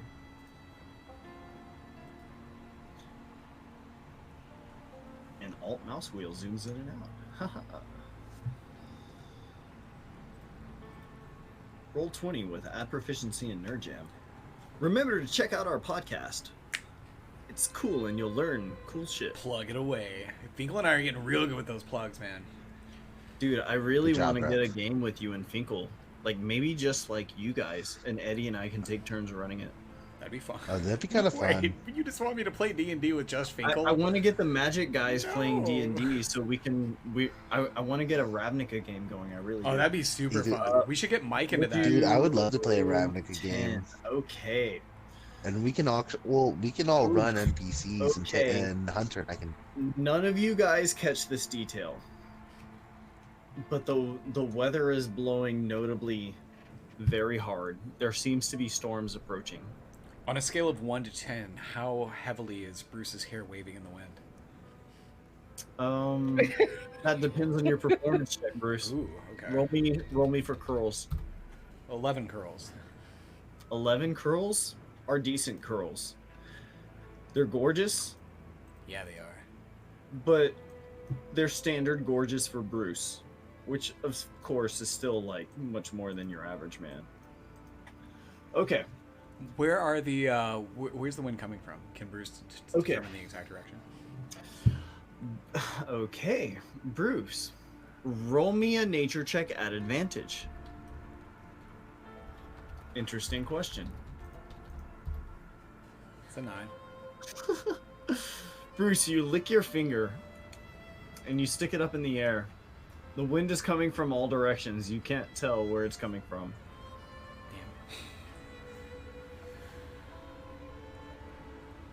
Damn. All right. What would y'all like to do today? Buttercup is gonna go and well, she's gonna turn and look at the guys real quick. She's like, "Hey, can I ask to borrow some money from one of y'all? I want a beer. I spent all of my money on supplies, and I'll go to the Clinton house later." I give her some of my extra gold for some beer as I get the prosthetic leg, and I'm gonna go deliver it to the gentleman. Okay. Bruce is going to try to get some fish for his lady. Fish? Okay, so are you going with Victor to the fisherman shack? Yeah. Also, he's gonna Oof. give Buttercup a gold piece and say, "Hey, here you go. I want you to have this. Thanks. On me." Buttercup. Tell Yvonne I said hi. What was that? I'm sorry. Tell Yvonne I said hi. Yvonne. Okay. Buttercup. Bruce randomly gives you money. Fuck yeah. And You're she's broke, like, "Yeah, Buttercup." thank you so much. Buttercup, Okay. no one knows that you have no money left after your last stint at the general store. This is the only money that you have now. Yeah, the most. Oh, she's I gave her some of my money as well. You did? Why? Out of Yeah, just Why? because I have extra. curiosity. You do? How much do you I have? haven't spent all that much. Well, I start with like 50 gold. You start with 50 gold? Is that just an artificer thing or a background thing? I think it's an artificer thing. Yeah, artificers get a lot of money, and then charlatans get a good bit of money too. I trust you implicitly. Okay. So you have 50 gold. You've given how much of it to Buttercup? Well, beer isn't all that much. I'll just throw her like 5 gold. Okay. That's actually a shitload. So Bruce, Buttercup, do you tell Bruce and Victor that each of them are giving you money? They each have given you 5 gold. You don't know why. These are strangers. They're cool strangers. But they're each like, hey, here's 5 gold. Why do you guys give Buttercup 5 gold? Just fill us in. I gave her. Yeah, I gave all her, she was asking for like a gold piece, I- and she's just kind of like astounded. I gave her 1. Yeah. Thanks, guys. I gave her 1 Bruce, gold okay. piece. You To flip be her. fair. You flip her a gold piece, Bruce. What's that for? I give her that gold because I'm not really using it, and she took a rather large wound last night, so I understand the need for liquid therapy. Okay. So let's move on, y'all. So Buttercup, you have money now. What are you guys all doing? You've stepped outside the cave. You see that the wind is blowing incredibly hard. Bruce noted that the wind is blowing in all directions. What would y'all like to do? Buttercup heads to Chastain so she can get a thing of beer and probably something hot to eat. I go to Sure. deliver the gentleman's prosthetic leg. As Bruce and Victor Okay. are walking over there, Bruce is gonna say, "Hey V, how do you think we're gonna get up to that Nordstedt Point?" I've been working on that myself. I will be preparing some climbing gear in our spare time. Bruce is going to show him the bat wings he has on him and be like, "Oh, if only I could just like flap my arms really fast with these in my hand and just fly up there." Intriguing. We may be able to work something out with that. Victor, these bat wings haven't rotted yet. They, if I'm not mistaken, Bruce, they're crudely torn bat wings. Is that correct? Yeah. Okay. So. They're not pristine. They're not pristine. They're crude, Victor. It would not be the easiest thing in the world, but these are possibly usable materials. Interested? I keep that in mind and tell him we'll talk later Okay. as we approach the fisherman and fisherman shack, and I have the prosthetic leg. All right. So you approach the fisherman's shack. I should change the word camp to shack. So That's the best You summer knock on camp in the doors. world. Fisherman's camp. I Yes. know, right? Sign me up for that gig. So you knock. What are you doing, Victor? Do you knock? You just what? Yes, I knock, I knock and say who it is. You say who it is. Oh my me god, a persuasion check, Victor. Roll me an intimidation check and a persuasion check. We're back. Persuasive intimidation. Nice. Nice. Hell yeah, dude. Pretty good. Okay. Not terrible. There's a voice at the other side of the door. It doesn't open. It says, "Oh, doctor, welcome back. Your patient is still recovering, slowly but surely. I don't suppose you've come to provide more surgery." No, no more surgery. Just a new leg for the man. At that, there's a click, and the door opens. and Martin, who both of you know seems to be a little nervous, says, "Oh, well, I guess I'm glad you're back. Old Darwin I is still in there." make sure to show him this finely crafted prosthetic leg that I've made out of the man's own leg. As gruesome as it sounds, but I've made it look as nice as I can. Victor, you reveal this bone prosthetic leg. It's gruesome. It's a little macabre, if I'm being real with you. He says, "Oh, well, I suppose that's better than nothing, given that, well, you removed his leg." Have you ever made a leg before, bud? I don't think you have. This man, he made a whole leg. If I'm being honest, the leg would have taken the man's life within a matter of weeks, sir. Roll me I did it persuasion, too. Victor.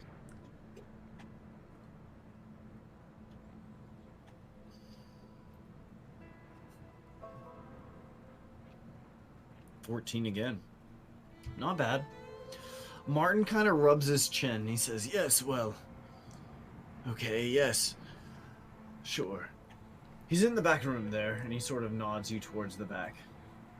So Bruce looks over at Martin. Hey, what's your name, bud? It's Martin, Mr. Fantana. Hey, Marvin. Yes, it's Martin. Hey, Marvin, do you have a cup of water I could borrow? Says, I could fetch you some water easily enough. I've got a barrel here. And he sort of goes over to the water barrel. Gets you some water. So Bruce sticks his finger in it and uses his water cantrip and freezes it. And looks at Martin and says, "Hey, Martin, do you have a problem?" As you Oh my god. water, Bruce, Martin is going to look at you with this sort of stunned silence, and he says, "Ooh, ooh, He turned into a fire pit. I can't believe what I've just seen." No, it's a water barrel. Oh, okay. It's got a bunch of water in it. Just trust me. Okay. And he says, "I can't believe what I've just seen. You're a witch, Mr. Fantana. First off, Can this be true?" call me Bruce. Second off, I think we're not going to talk about anything that happened in this house today. We're going to give that guy his fake leg and he's going to walk again. We just saved his life. That man's a doctor. If you tell anyone about this, I might be freezing more than just water. Roll me intimidation, Bruce. Keep in mind, Jesus. you have a shark tooth necklace, which gives you advantage on this. Ooh.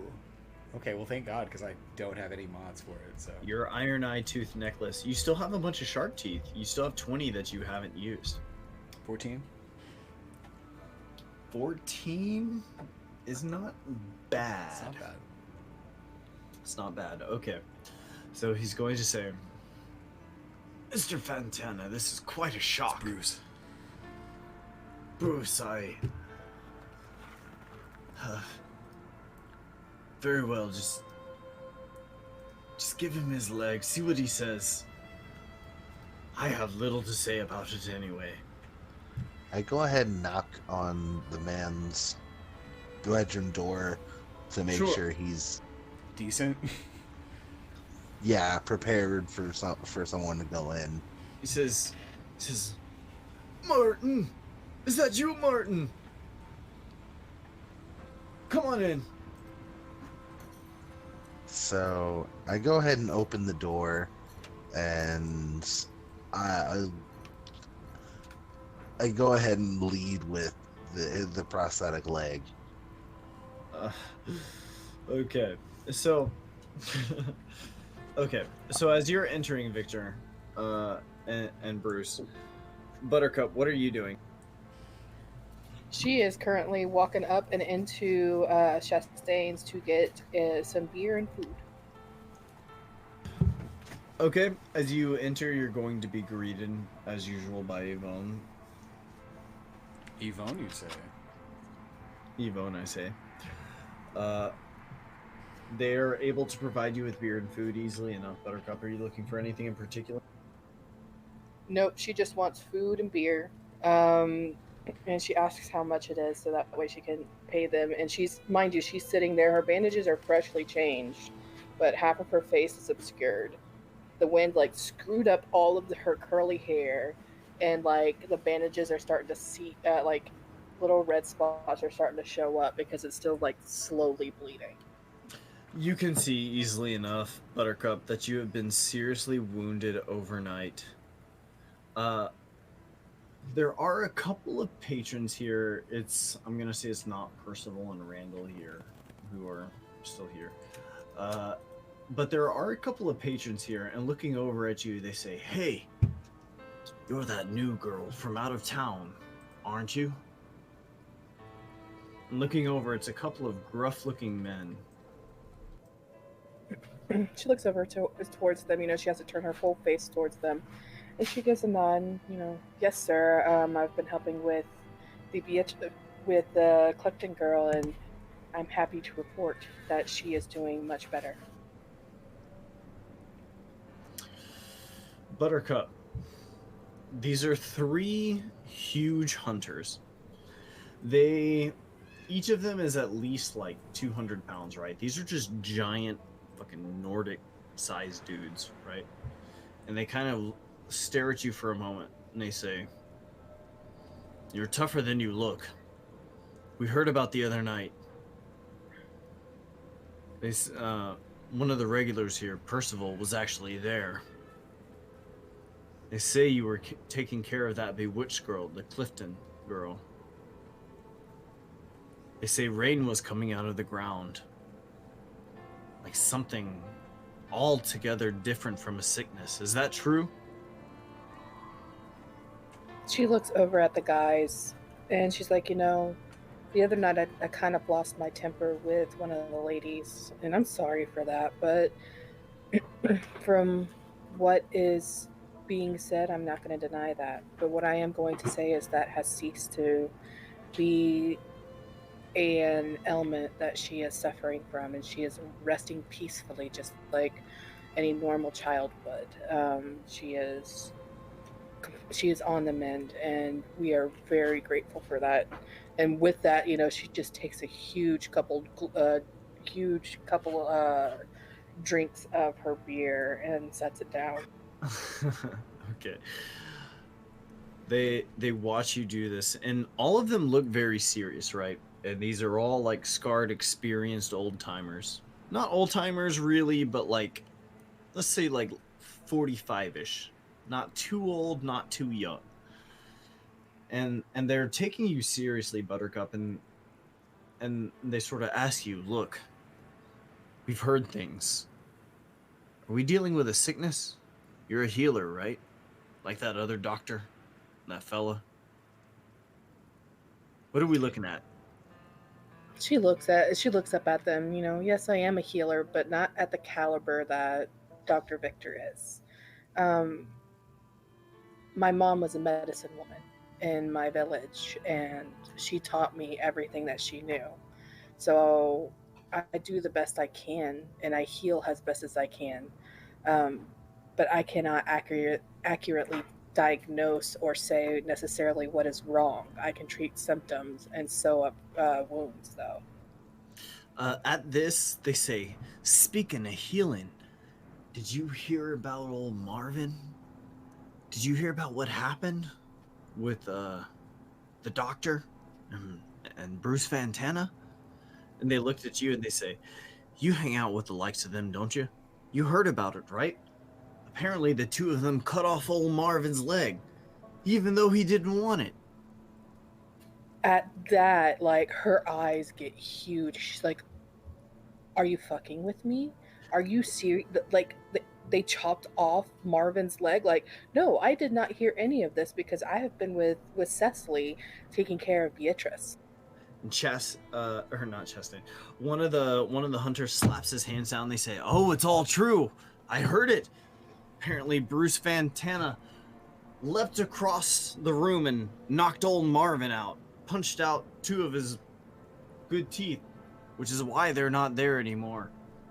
And he says, apparently old Marvin was knocked out, and at that, they chopped off old Marvin's leg.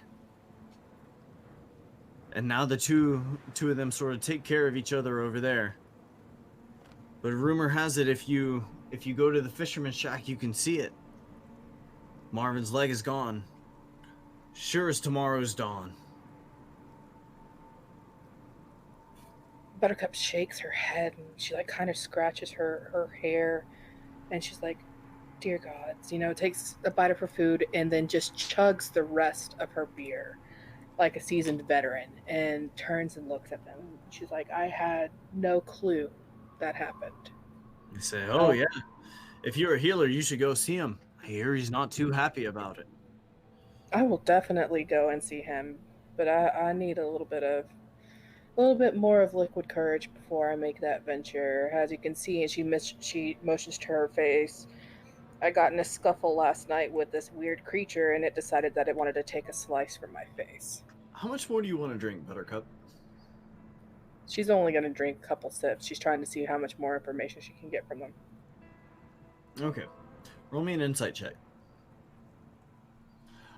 Meanwhile, Bruce and Victor, the two of you are trying to present this leg. 17. Wow, that's pretty good. Buttercup, from what you can tell, the reception of the three of you is very mixed. They are lumping you in with the doctor and Bruce Fantana because you have been seen in their company, even though the town really doesn't have a whole lot to like tie you to these guys. But they know the three of you guys are reportedly staying in that cave. They don't say how, but the town knows all three of you are staying in that cave. And reportedly, Victor and Bruce cut off someone's leg without their permission. And they are recommending that you go check on this guy who is apparently not too happy about this. Is there anything else you'd like to do over here at the cavern? No, she's going to finish her food, and she's going to turn to the gentleman, and she's going to be like, thank you for informing me of, you know, what my... And she was like, she paused for a second, and she goes, friends? They called me a friend. I don't know if that... Anyways, that's another story. But Okay. thank you for telling me about that. I'm going to see what I can do to help. Okay. But thank you. All right. Jumping back to Victor and Bruce, the two of you are sort of barging into Darwin's room and presenting him with his leg. Is that correct? Yeah, at this point, Bruce Yes. is, like, while the leg thing is going on, Bruce is going to try to get fish and take it back to his lady. Okay. It's not hard to get fish from Martin. In fact, he's happy to sell it to you, Bruce. And you're able to take it back to Ashta, no problem. So Bruce, actually, what is the cost of fish? Negligible. Okay, so Bruce actually hands over 3 gold pieces and says, you helped me out earlier when I was trying to kill Iron Smile, and I appreciate that. And yeah, just take this, buy yourself something pretty. And he just walks away and goes to Asha. Okay. Yeah, no problem. He's able to make that happen for you. Is he ingratiated? Roll me an insight check. Roll me a persuasion check and then roll me an insight check. Okay, 18. Roll me a persuasion check.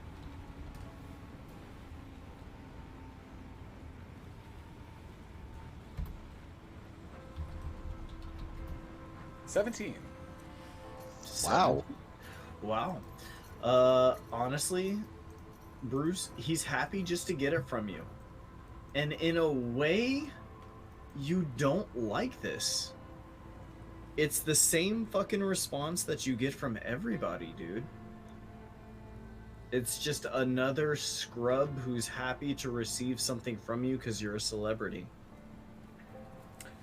Yeah. You know the value isn't really worth, or you're giving him more than necessary. He's grateful for it, but you know he's more grateful because it came from you, and in a way that sort of makes you feel bitter. Fair enough. Okay. As you're walking out the door, you pass by Buttercup, who seems to be approaching just as Victor. Victor, what are you doing presenting this leg to Darwin? I look apologetic, and I'm like, I know you didn't want your leg removed. I've done my best to fashion you a new leg out of... He kind of pauses for a moment. He's like, your own materials. He looks at him and says, I can fit it to you and it will fit in your boot like normal. You can walk around as you normally would.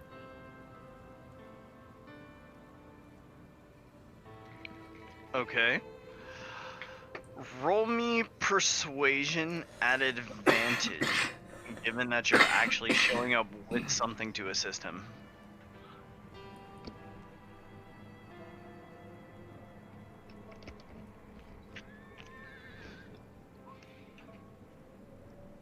Nice. Not bad, not bad. Crit. It's gonna be a crit. It's gonna be a crit. 18's Okay. good. Okay. Not bad. Okay. He looks at you and he says, look. He says, Mr. Doctor. You can see he looks conflicted. You don't even need to roll an insight check, Victor. He looks conflicted. He says, I know the leg needed to go. And he says, but I didn't have the courage to do it. And he says, Mr. Fantana, he gave me the courage. And he looks at you and he says, and you did it just right. He says, this leg, it bothers me. But with these potions, and looking at his, like, bedside table, you can see, like, the health potions you'd provided him with. He says, I can hardly feel a thing. And he says, I'm an old man. I wanted my leg, but maybe this was the right thing. Maybe I'm not too old. Maybe this is what I needed to do. Thank you, Doctor. He tries the prosthetic on Victor. It fits very nicely. He stands up awkwardly and he says, it'll take some getting used to. but you've made me a healthier man. Bruce and Buttercup, you're meeting each other as you're sort of stepping out of the fisherman's shack. Bruce, you've got your fish. You're heading back to Ashta. Buttercup, you're coming in to see what's up with this leg that was forced to be amputated. What do y'all say to each other? Bruce looks at. Buttercup. Go ahead. Go ahead. Buttercup just kind of looks at him and sighs. Did everything that the villagers tell me that happened with a person's leg, is that true? Which leg? I've heard there are lots of legs. Everyone has two. She gets frustrated and she starts like pounding her feet, stomping her feet on the ground, pretty much throwing a temper tantrum like a child. She's like, did the doctor amputate somebody's leg when he didn't want it? Oh yeah, he's pretty good at that. He did a great job. And she just like, oh my fucking god, sighs. She's like, okay, I'm going inside. Have fun doing whatever it is you're gonna do. Hey, Buttercup, and he like motions at the bucket. Are you hungry? You want something? And he kind of like blushes because he knows the joke didn't land. She looks at him and was like, no, I've already eaten, thanks. And then walks into the shack and just slams the door shut. Bruce looks sadly at the ground, and then he walks towards the cave. Not out of character for Buttercup, though. Okay, Buttercup, as you walk inside, you see Martin, who's kind of surprised to see you. And the door to Darwin's room is kind of slightly ajar. You hear Victor and Darwin speaking inside. Martin says, do you need something, miss? She sighs very softly and she's all like, hi, my name is Buttercup. I am a traveling healer and the one that has been working with the Clifton girl. I overheard some unfortunate events happens in this shack. What can I do to help? Because that's not okay. Okay. Let's fast forward just a little bit, everybody. Bruce, you return to the cave. You provide Ashta with fish. Ashta's affection level increases as you provide her with food. She's very happy to see you. The two of you bond further. Victor, Darwin is pleased to receive his prosthetic leg. He is less pissed than you would have thought in Buttercup. You are able to see this. The two of you see that Darwin is actually better off with his new prosthetic. And he is very surprised to see you, Buttercup, and a little bit honored to see you given the new reputation you have acquired after helping Cecily Clifton. As you step outside after dealing with the fisherman's shack, all of you notice that storm clouds are beginning to gather. There will be a storm tonight, and a very serious one. They are dark black clouds. Buttercup looks up at the sky and sees that the clouds are basically roiling over one another. And she looks at the gentleman, her companion. She's like, "Okay, looks like rain tonight. Shall we stock up on provisions, so that way we could have food and maybe pick up some more firewood?" If it's a really, really bad... Am I with them? Am I in the cave? You have returned at this point, Okay. Bruce. All of you guys are meeting up in town after the fisherman's shack and after you returned from meeting with Ashta and giving her food. If it's a really bad storm, we could always take people to the cave. Those houses don't hold up. We'll have to keep an ear out for it if we can. That would mean somebody needs to stay topside. Either Victor or one of us needs to go into the Clifton house to check on the sick there too. By all means. I will want to see about following up with some of the people that had told me they were sick yesterday as well, after I've given Darwin his prosthetic leg.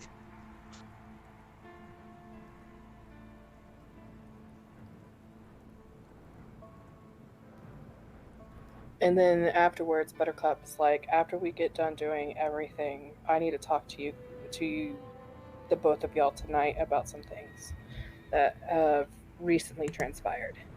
What did I do? You flex strong. It's that. Oh no. Oh no. Can Bruce flex to see if he can flex proudly? Do we lose Hunter? Is Hunter muted?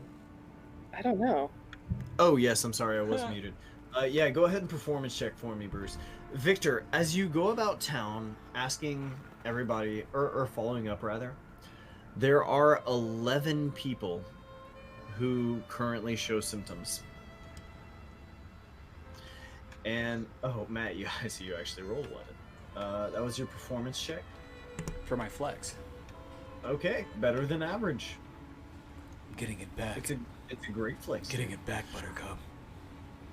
You're getting It's it. gonna, it's gonna happen, I swear. Buttercup, he's getting it back. And then she's gonna look at him and she's like, "Oh," and then you could just impress your lady friend Asha even more, and like kind of jib jabs at him for a second about the Her fact- name is Athie. she dies. She's like, Bruce, sometimes I wonder who wired your brain.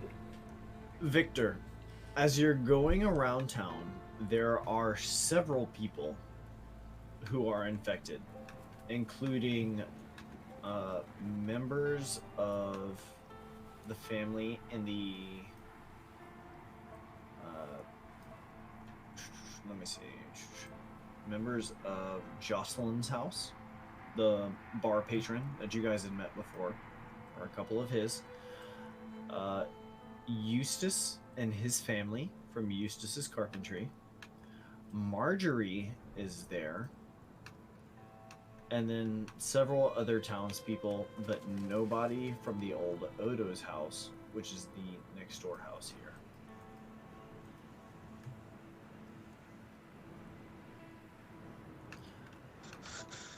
So, we're gonna want to get those people together. I have this feeling that this storm is someone is upset at us. I'm going to point out, by late afternoon, all of you are going to notice very, very dark storm clouds just above the town.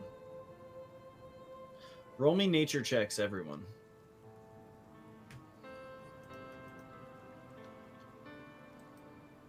Classic Fantana. Fantana. Wow, dude. +6. That always... Okay, Victor, you're the only one to notice. You check the winds and note that the winds are coming from all directions. They seem to be... You notice storm clouds approaching from different directions, and they seem to be converging on the town center. It's hard for I you to make sure to- explain. It doesn't seem to make sense. I make sure to. I look at the others and just point at the clouds. We seem to be gathering a storm above our town, above this town. Something is happening tonight. Should we evacuate the city?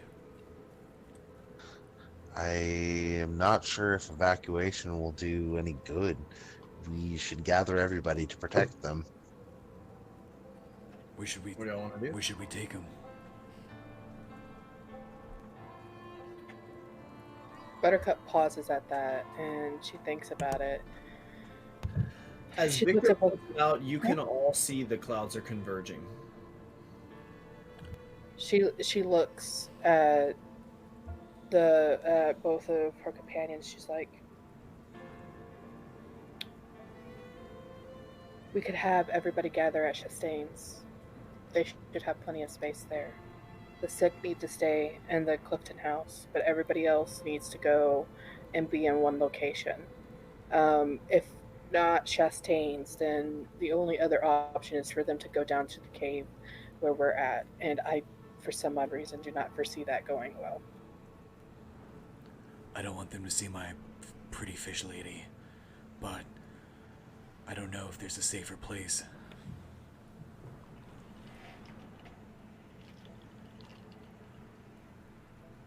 What is a safer place? She turns and looks at Victor. She's like, "What are your thoughts on this?"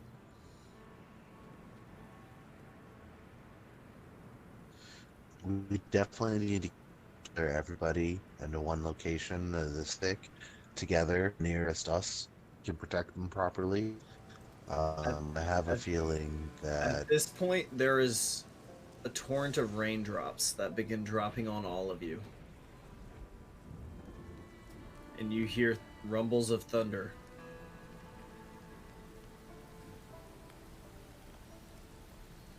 We need to make this happen quick. So, decision time: Chastain's or cave.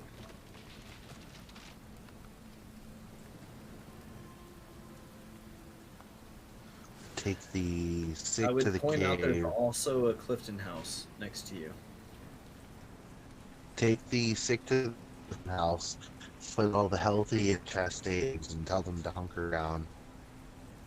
Got it. And with that, Buttercup just turns and walks immediately to Chastain's to make the announcement, since the majority of the population seems to be located there.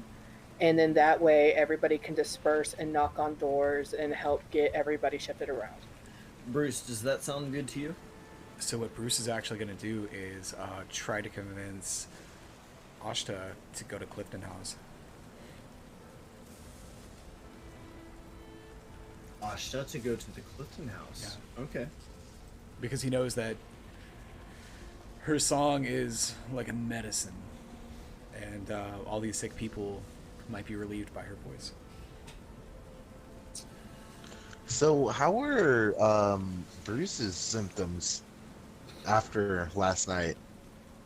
Well, Victor, you would note that Ashta's singing seems to quell Bruce's symptoms quite a bit. They don't seem to be nearly as bad as they were. In fact, Bruce, while he is still pale, he's very pale. He doesn't have the sort of like veininess, and he generally seems to have stopped sweating at the fingertips. Now, Bruce, Ashta will go with you. She doesn't really know any better, but at this point she trusts you. Okay. And it becomes very apparent that, like, kind of slithering across the ground, so to speak, is quite painful for her because of the coarseness of the coral stone. Fuck that. Bruce is going to try to carry her. Okay, yeah, go ahead and carry her. Roll me an athletics check at advantage. How heavy is she? Not very.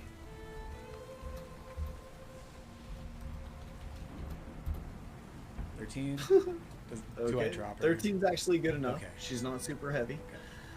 You're able to carry her up easily enough and bring her to the Clifton house.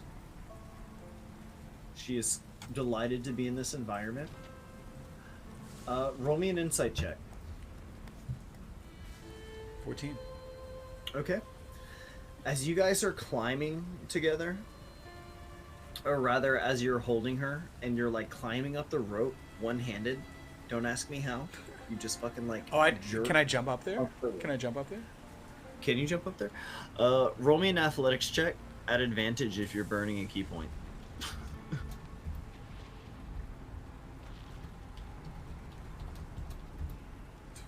That's pretty Wow. Nice. Choom, choom, choom. It's like the Mach 5 from Speed Racer. Choom, choom, choom, choom, choom. Leaps up there. Bruce, as you're pulling your way up this rope one-handed, right? And you're holding Ashta's entire weight with your other hand. You notice her, I don't know how to, she doesn't have eyebrows, but this is the equivalent of like cocking an eyebrow, right? As you're fucking just carrying the both of you up this thing. She's very curious and you are a specimen of your species. It's subtle, but you catch it. Nice. That's all I'm saying. Nice. That's all I need. Nice. Okay. Now, Buttercup, you have arrived in Chastain's Tavern. What are you doing? As soon as she walks in there, she raises her voice a little bit, and she's like, "Hey, everyone! I need everyone to listen right now." Roll me performance check.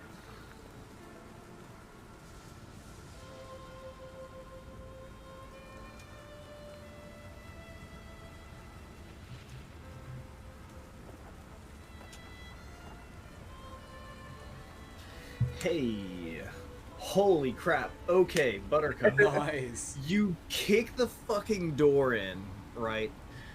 You walk in, there's a couple people drinking. You fucking step up onto the table that they're drinking at, right?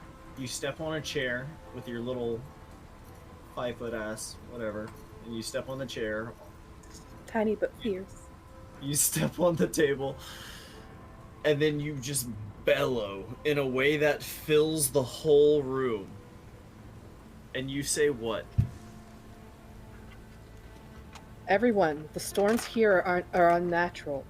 We fear that something odd is going on, or for what my companions are saying. We want to gather everybody into one location so everybody is easier to protect. We know that there are sick. The sick are going to the Clifton House. All that are hale and healthy need to be here, so that way we can help out as best as we can. I can't go alone and get to every house in time. Will you help me?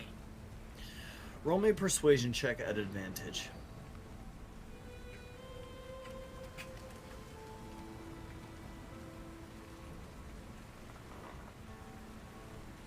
Wow. Nice. Double crits.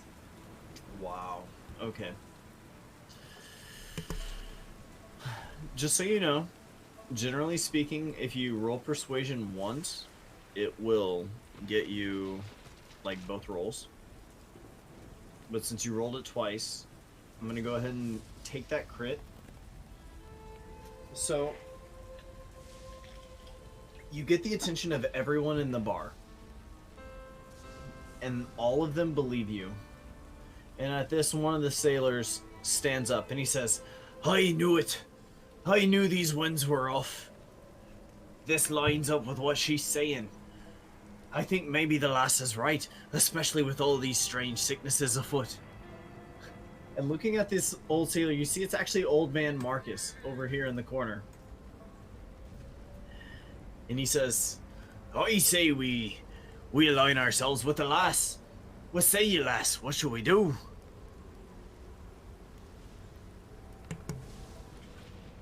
All able-bodied people that are healthy, they need to come here to Chastain's and bunker down here. And my companions and me are going to move the sick to the Clifton House, so that way we can watch over them, and that we can have everybody easily in one place, and help protect y'all from whatever is going on, because this is not normal. Okay. At this, they are going to spread out and go get everyone else in town. I don't think you could possibly have rolled better than a natural 20. Nice. Holla, finally some good rolls. Good job. All right. Excellent, Buttercup. Very well done. Victor, what are you doing around town as Bruce brings Ashta back to the Clifton House and Buttercup gets everyone in town to bunker at Chastain's? I'm going to make sure all of the sick come to the Clifton House after we tell, making sure to tell them all that we have already saved the Clifton girl, and like just trying to get everybody to, all of the sick, to come to this house. Okay, no problem. The sick all go to that house, especially at the urging of the other townsfolk that Buttercup just sent out to like sort of recruit all the others. So you are going to get Marjorie, you are going to get Eustace, and you are going to get 9 other townsfolk. So let me put this into perspective for you guys. You note that there are unusual clouds forming over town, and you are currently gathering people at 2 separate places across town from each other. Is that correct? Yeah. Yes. Okay. We have the healthy people gather like tools or like kitchen knives, that kind of thing, some kind of implements to protect themselves with. Pitchforks, shovels, Basically, yeah, baseball bats, like angry mob style protection. iron eye. Tell them tell them to protect them. I'm sorry, go. Basically, get all of the healthiest to protect themselves, and we're going to stay over with this house with the ill and protect them. Okay. Oh, Buttercup runs down to the district cave to tell Cecily and help get Cecily and Beatrice to Chastain, since Beatrice is better.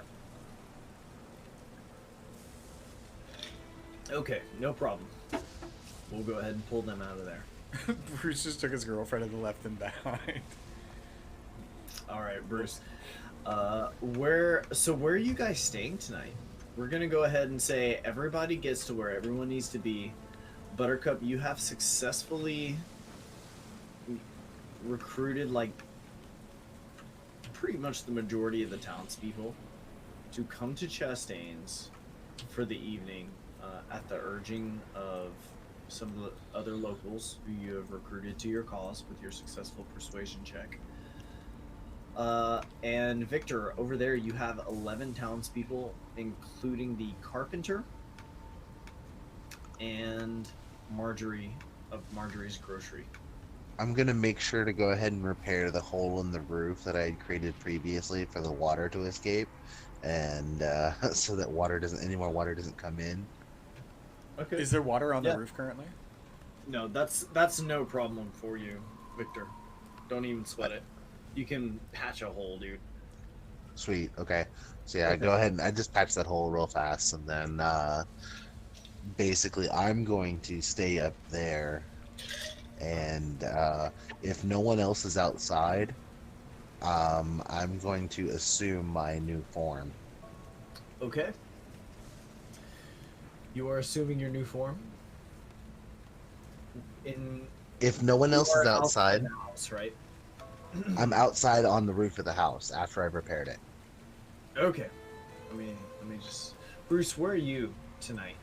Bruce is hanging out with his lady, protecting her, and making sure none of these humans that are seeing a mer lady try to like be weird or like, you know, evil or do anything to harm her. Okay. So he's looking out, scoping.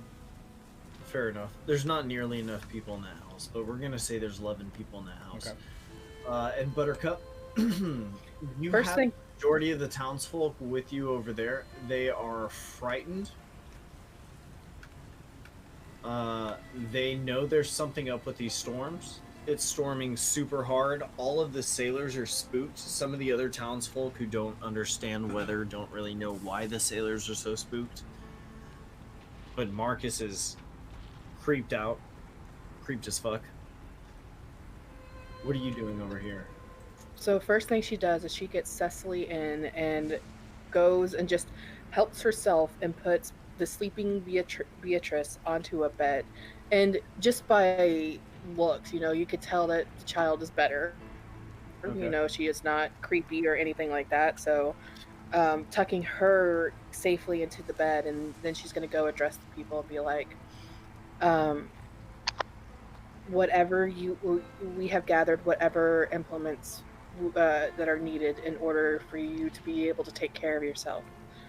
I need to go tend to the sick, and then she'll go over to the table and she will unload the health vials and things that she has, and sets it all on the table. So she's basically just emptying out everything that's already made, and sets it on the table with a little bit of the moss, and she's like, all of this will heal you if anything were to happen, but use it sparingly.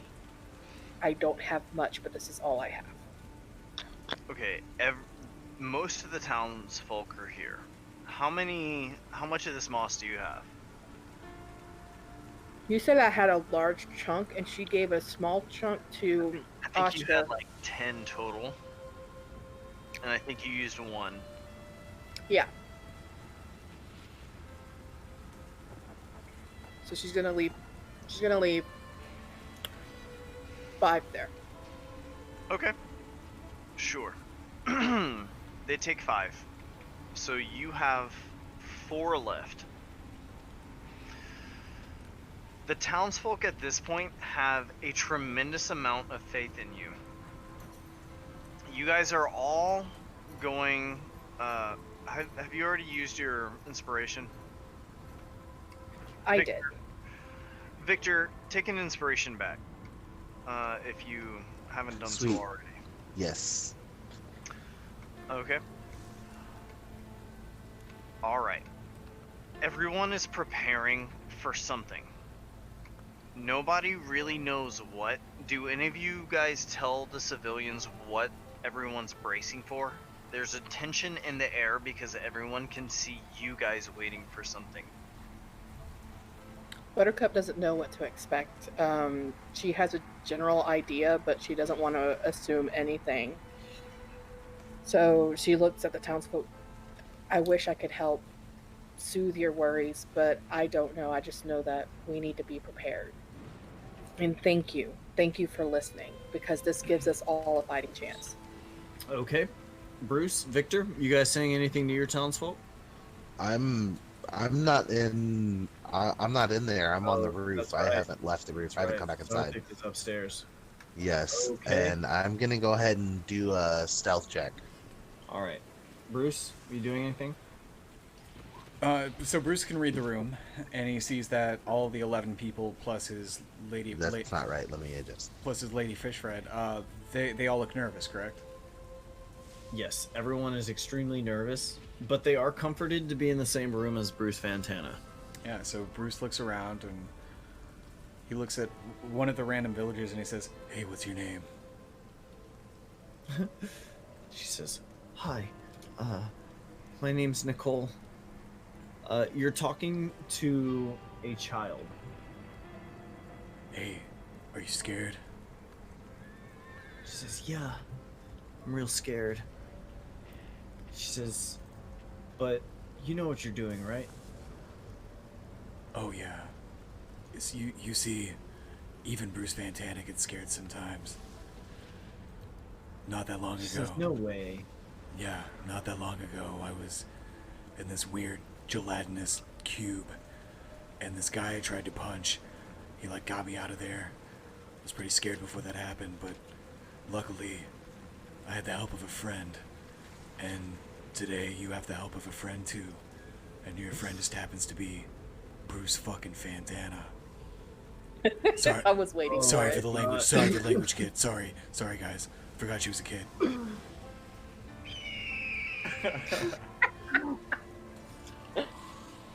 Bruce, as you say this, the kid smiles. She's like, "Yeah, Bruce fucking Fantana." Watch your language. Watch your language. What have I done? Sorry for that. All right, Zarthik.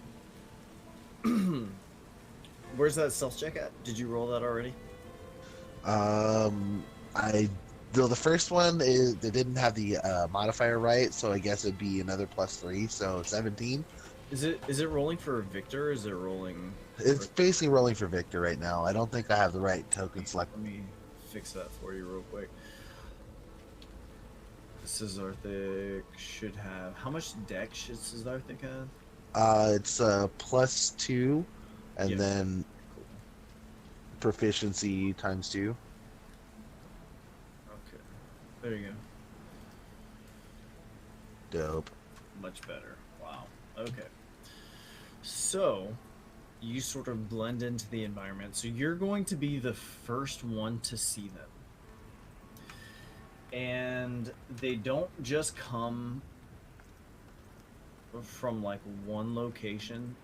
They come from fucking everywhere. Let me go ahead and start throwing all these fuckers down. Are they angels? Or nice people? They are angels. They're beautiful. They're golden. They have these lovely feathers, which sort of hover angelically down from the stormy skies above. They're actually angels? No, they're not. God damn it. You got me. All right.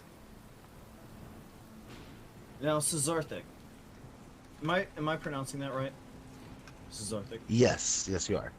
Okay. So there are marrow as before. And here, I'll go ahead and show you guys these once again.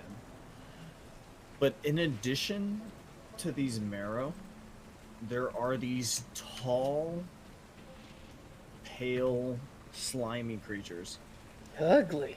with these long tentacular appendages, and they seem to just be accompanying the marrow here. And there is a whole army of these things.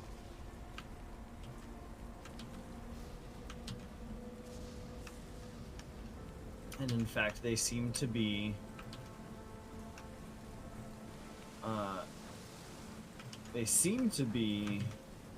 going for most of the buildings here.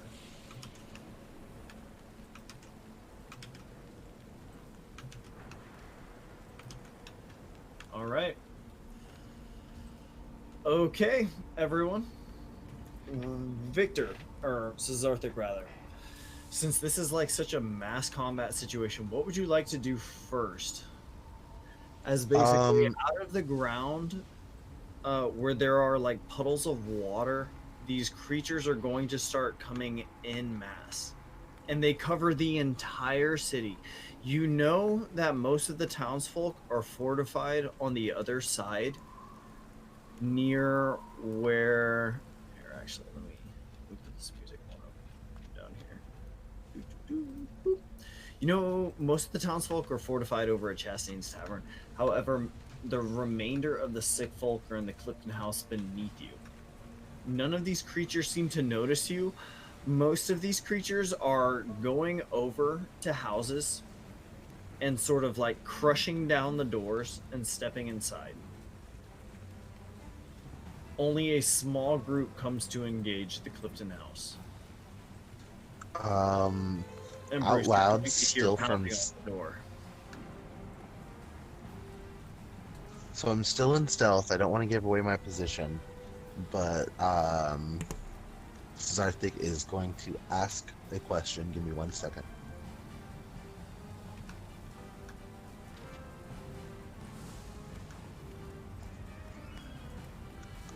Senori, not hell. Deep speech. Okay, what are you asking these things? In deep speech, I'm asking who they are. All right. As you ask this, right, in deep speech, they respond not with like sound, but with thought. And one of these pale invaders is going to just sort of tilt its head up towards you. Here, I don't know if I showed you guys these things already. And it's going to inquire what you are, not recognizing you. Bruce, you hear pounding on the door. What would you like to do? Both of you. Bruce points to the corner and yells, "Get over there, everyone!" And then he looks over at Ashta and embraces her. Suddenly and abruptly, pulls her in close and gives her a sweet, sweet kiss. Oh my god. He releases her, and then Bruce fucking Fantana flexes, and I know that if I roll this performance check, it's gonna be better than it's ever been tonight. Do it. Roll performance at advantage. That's not For that's not the smooches. one. That's not the one. But this is it. This is it. That's an 8. That's an 8. You have inspiration if you wish to use it. God damn it. As you It's a okay. 9. Okay. I will say this. You Wait, isn't your inspiration a D10? Is your inspiration Yeah, it is a D20? D10. Oh, Yeah, go ahead. Roll a D10 for that. that's an 8. Eddie. Wow. That's the Okay. trifecta. You've saved my Okay. ass 3 times tonight. 16. Okay, so with a whopping 16, Bruce, you point everyone, Yes. get over there. Everyone goes to one corner of the room, right? All these people here who are now utterly cowering and in dread of something that they know is out there pounding on the door. They don't know what it is. They hear the storm raging outside. And Bruce, turning, you embrace Ashta and just give her like a big old fucking smooch. And stunned, like the priestess sort of like takes that smooch and like stumbles backwards, you know, like oh With a swoon. swoon. Oh my. And, I got the vapors. and Bruce, you step forward in a dramatic display, ready to greet the oncoming Marrow as the door crashes inward. Is there a chair nearby? And is there a chair nearby? Yes, there is a chair nearby. Could I throw the chair at the marrow and use it as an improvised weapon? Sure, go ahead and roll it. Buttercup, similar situation over at Chastain's. Everyone is like kind of gathered in the corner. They are all horrified. Let me just kind of move some of these people over here. Old man Marcus is freaking everyone the fuck out with his crazy talk. What a buzzkill. Shut up. He's like, the end times are here. I've experienced it before. They're coming for us. You know, that sort of thing. At that, Buttercup looks at him and is like, if you've experienced the end times before and you're still here, was it really the end of times? Excuse me, I got work to do. And she pulls out her bow and notches an arrow. Okay, and at that point, Buttercup, the door is gonna as like the door busts open and these marrow and this like tall these marrow creatures that you've seen before sort of like ominously like slither through the door, right? And they've got like these sort of like bioluminescent sort of runes like swishing up their arms that you hadn't quite seen before. And as they come through the door, behind them sort of like slides in. It's this like weird smooth action of this like tall, pale, thin humanoid creature with these like long arms and long fingers. And it's sort of like it's not that it sniffs at the air, it just sort of like looks around the room as everyone sort of stares in silent shock at what just happened. And the Marrow are the first ones to act, sort of turning towards you all.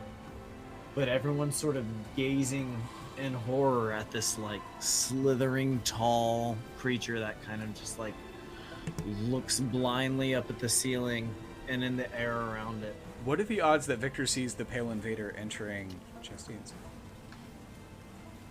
Victor? Ooh, roll me a perception check, Zarthic. Meanwhile, Bruce, you're throwing the chair? Is that right? Bruce threw a chair. It was a 23 to hit, 7 damage. Wow, yeah. So, Bruce, you heroically step forward, throwing this chair, which soars across the room and crushes against this Marrow, sort of just shattering across its head as it sort of like blinks rapidly its 4 eyelids, you know, like twitching, or double pairs, I suppose. Zazarthik, what was your response to this pale invader as it inquired who you were?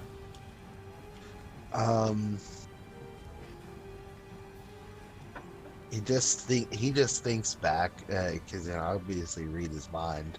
It's like, we protect this town. It is very puzzled by you, Zazarthik. It is not going to enter the Clifton house, but as it sort of steps back here, you get the sense that it is interested and that you are unexpected. And Zazarthik, you sense non-hostility from this pale invader. Nicely done. I go ahead and reveal Roll myself and drop down. me a wisdom save, Zazarthik.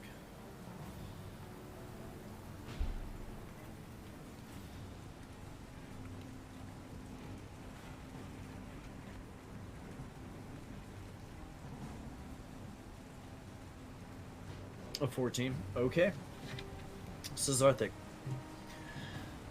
As you're like slowly approaching this creature, this tall, slender, pale creature sort of like glides up to you on these four tentacular like legs that it kind of has. And holding a pale hand towards you, it kind of reaches towards you. And you see these like kind of bioluminescent lights sort of light up from its belly button up its sternum, like up to the top of its head. And as it reaches towards you, you catch a glimpse. Let me see if this is way down here.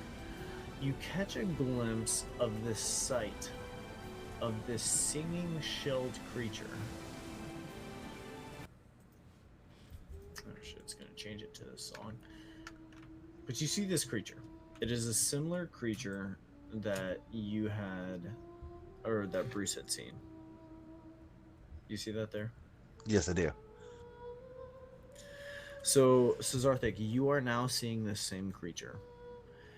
And while this creature doesn't communicate as directly as you do, because it's essentially alien to you, not the singing creature, but the pale invader that's sort of like connecting to you here, you sense that this pale invader is aligned with this creature and that it is interested in you and it wants you to come down to where it is. You don't know where that is, but you know that it's down. It wants you to come down somewhere to where it is. All right. Well, And again, you are getting non-hostility from this pale invader here. I'm gonna go yeah, ahead I and just continue with our battle music here. don't act aggressive. I just kind of motion my head towards the marrow that have entered the house. Okay. So what about them? The marrow. Okay, so Bruce, you are fighting this marrow here. I mean, if you want to call it fighting, I threw a chair at him and hit him You real threw a hard. chair at him, which exploded over it.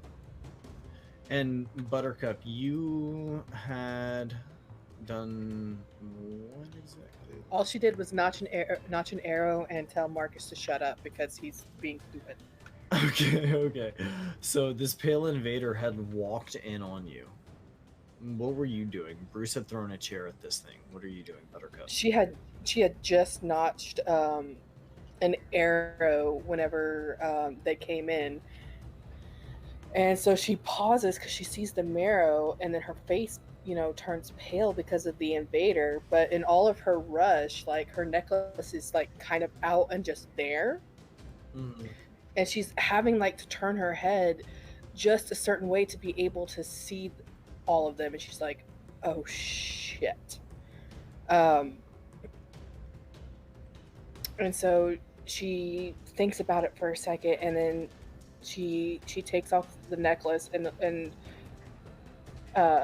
holds it up in front of them and is like, "Stop it. Go away." Interesting. Okay. Good idea. We will come back to this, Buttercup. Let's go back to Bruce real quick. Bruce, you have just thrown a chair, correct? Correct.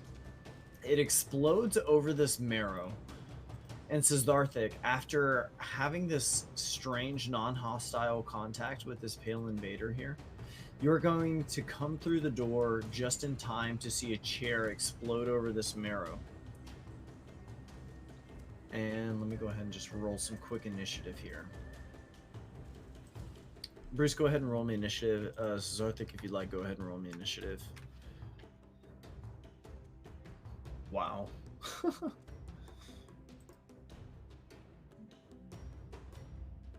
Okay, Bruce, you're up first. What would you like to do? So can Bruce look over at Ashta and give her a thumbs up and a thumbs down? And like when he gives her a thumbs up, he kind of like nods his head and like looks happy, and when he does a thumbs down, he looks like sad and shakes his head. And then points at the marrow. Okay. When you do this, roll me persuasion. Roll me persuasion to convey good and bad. This is not a concept you guys have practiced before. 14. But we have a connection. 14? Yeah, no, 14's good enough. Okay. At this, she shrugs. She does not seem to know. Oh, well then. So what's the state of the door? Is it The door is busted. It was already crooked. It is busted inwards. The top hinge is no longer connected, but the bottom hinge still is. It is currently open. Here, if this gives you a better idea. Could Bruce try to pull off the door and then hit the marrow with it? Roll me a strength check to see if this is a thing you can do, and if it is, I'll let you make a martial arts check. Athletics? Or just straight strength? This is a flat strength check because this is a very sudden thing you're doing. Oh, that's a +1. Ooh, okay. So Bruce, you go over to the busted door, and as you pull at the door, you're able to rip the door off its second hinge, and you pull the door successfully off, but not in time to attack. Okay. However, now you have the door off, and you can use it as an improvised weapon if you so choose. So what everyone sees is you walk over and rip the door off its hinge. I'll take it. And Cesarthic, you see this as well. Yeah, Bruce's. That's the end of Bruce's turn. Okay, cool. I'll stick that door over here for you. Perfect. It's a souvenir. Okay. Cesarthic, you're up next. You have just watched a chair explode over this marrow, followed by Bruce Fantana ripping the door off its hinges.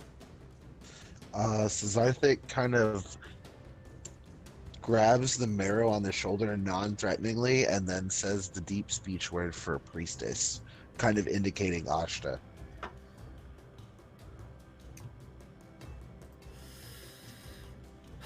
Roll me an insight check. Or, I'm sorry, not insight. Persuasion.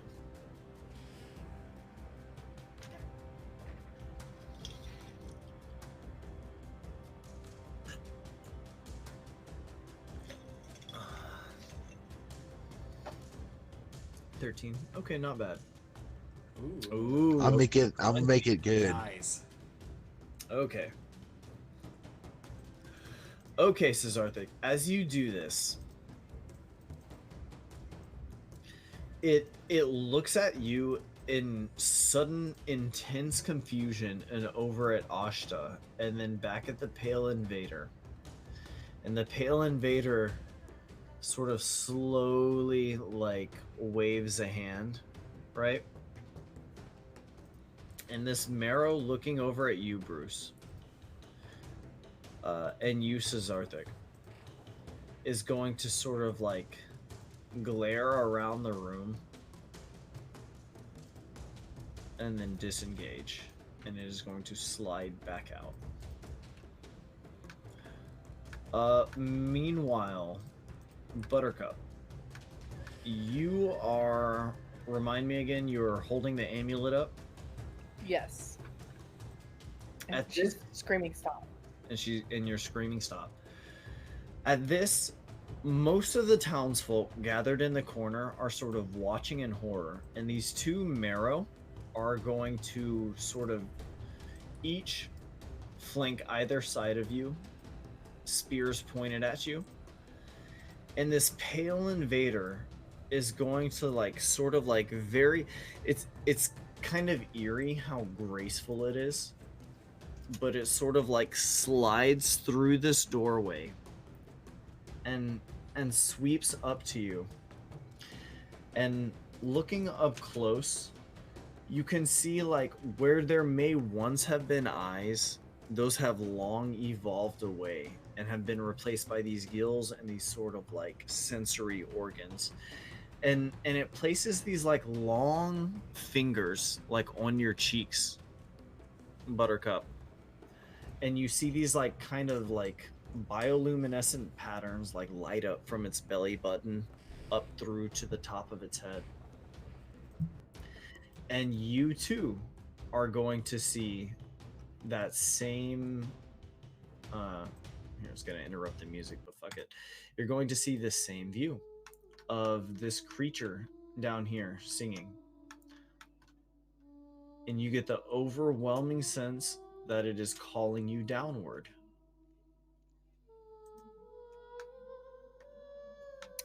All right.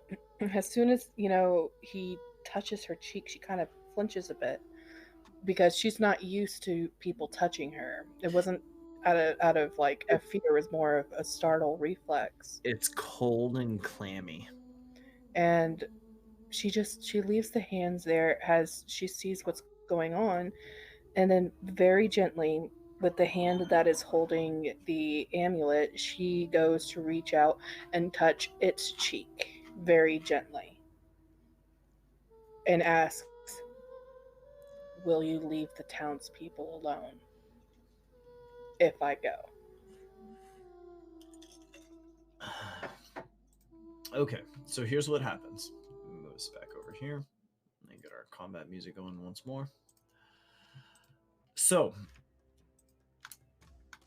you do this, right? This thing is embracing your sort of caressing your cheeks with both of its hands. It's kind of lighting up as it's holding your cheeks here. You touch its cheek, Buttercup,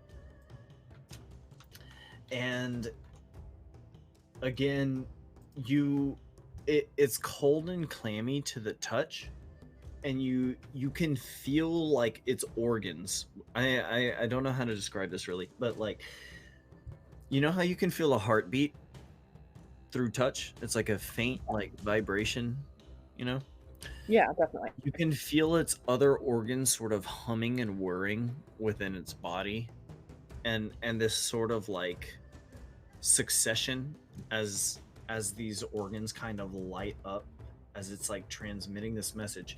You get the overwhelming sense that this shelled creature is calling you downward, and you place a hand on this thing's cheek, right? Yes.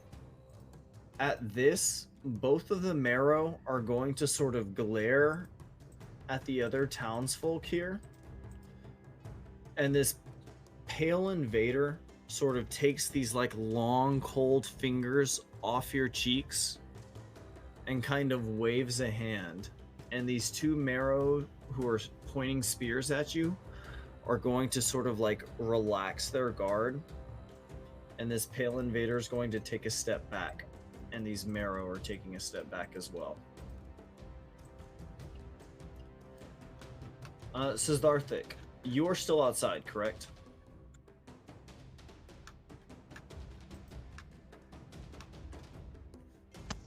Sorry, yes, I am. Okay.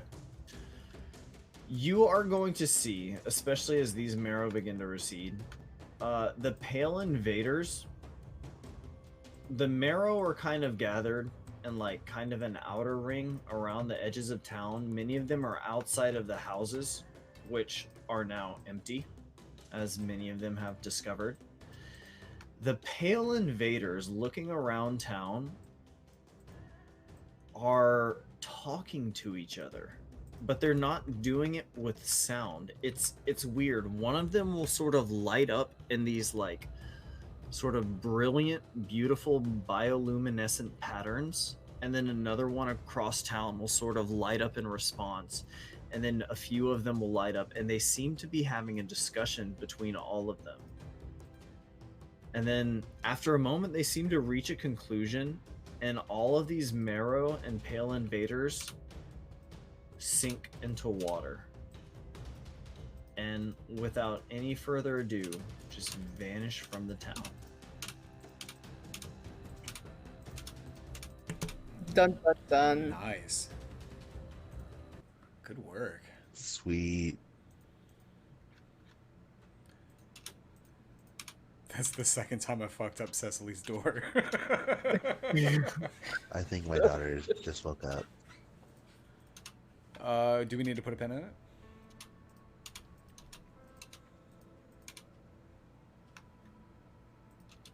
That's fine. Take a moment if you guys need to. Yeah, we can take a break. We can put a pin in it. It's up to you guys.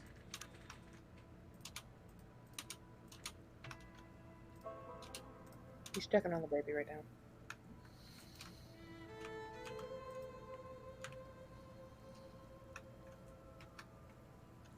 Yeah, we can keep going. We're good. Nice. Okay. All right. So, with that, the night passes. The storm continues, but dissipates the next day. However, as all of you step outside the next day, you all take note that there is a very large, black, brilliant, blue-purple sphere sort of churning and burning about 50 feet above the town the next day. This is now day 4. Bruce is going to throw Cecily's door at it and see what happens. Bruce, you throw Cecily's door at it, and as it hits this like black sphere, it's sort of like, and there's like a light, you know, where it contacts, and the door just vanishes into the sphere and never comes out. And then Bruce goes over to Beatrix. Is she awake? Yes. At this point the next day, very few people slept well, but the sick people all stayed in the Clifton house. And Buttercup, the townspeople, many of them were in Chastain's, including Buttercup, I would add. The people that you conflicted with before, that family, the Clifton's neighbors, they are in Chastain's. They're not in the sick house, but they're in Chastain's. Yeah.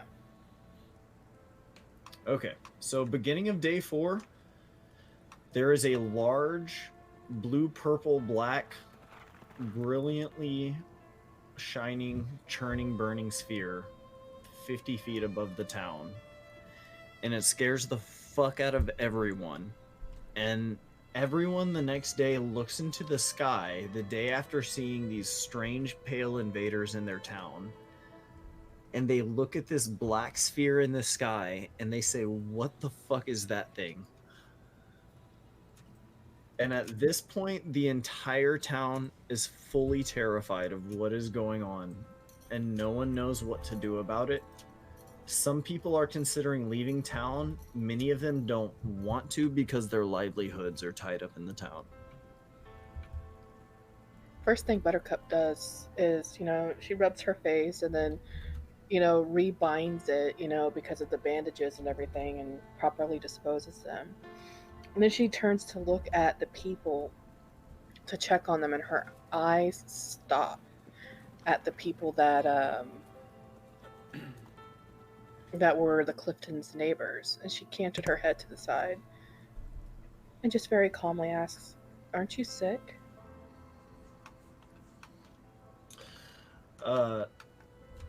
She, let's see, you're talking to there's a husband, a wife, a son, and a daughter. Which one are you talking to?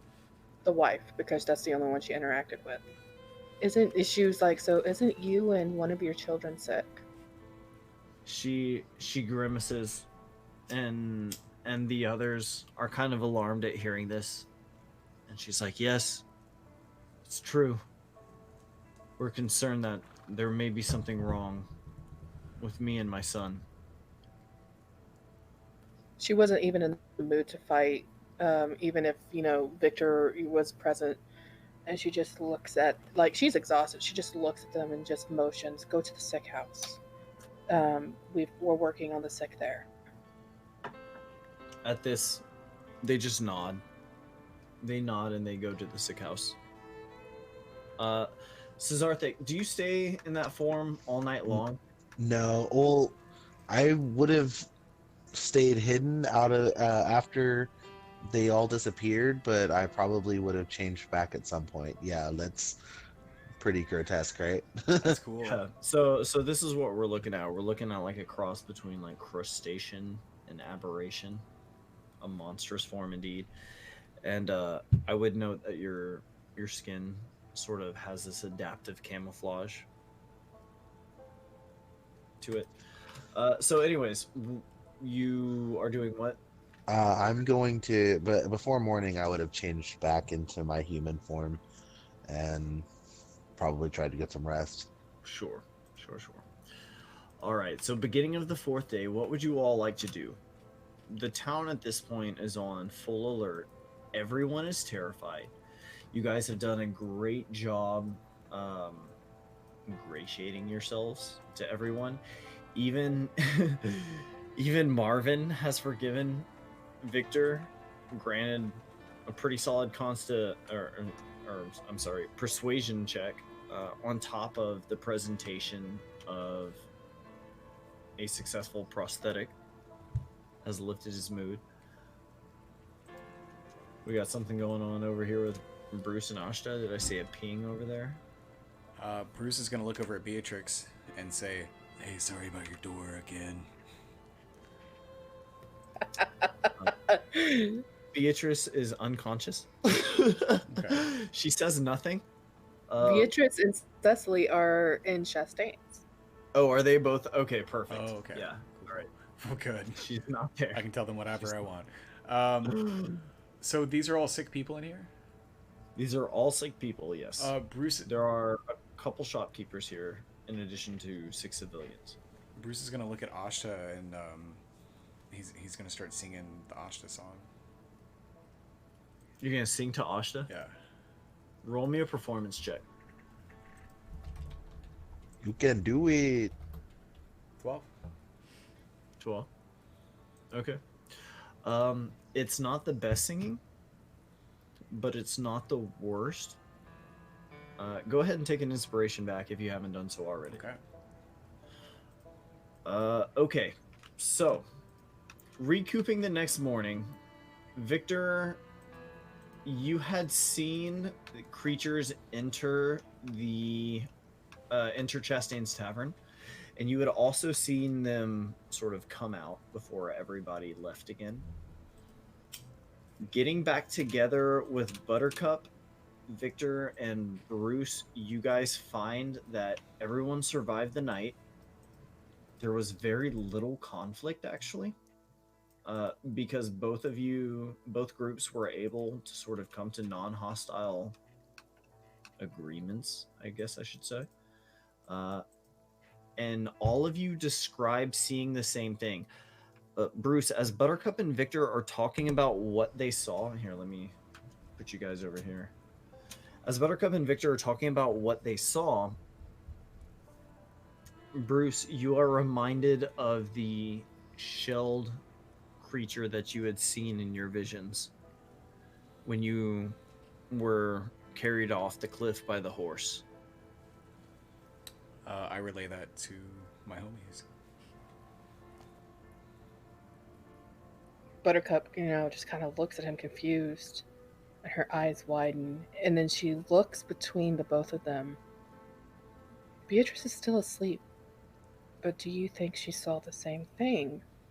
Are these creatures the cause of the sickness going around? I blame the horse. I think so. These beings seem to need others for something. Perhaps we should go perhaps we should bring Ashta with us to go down there. I did offer to one of the pale tentacly things that if they left the townspeople alone, that I would go.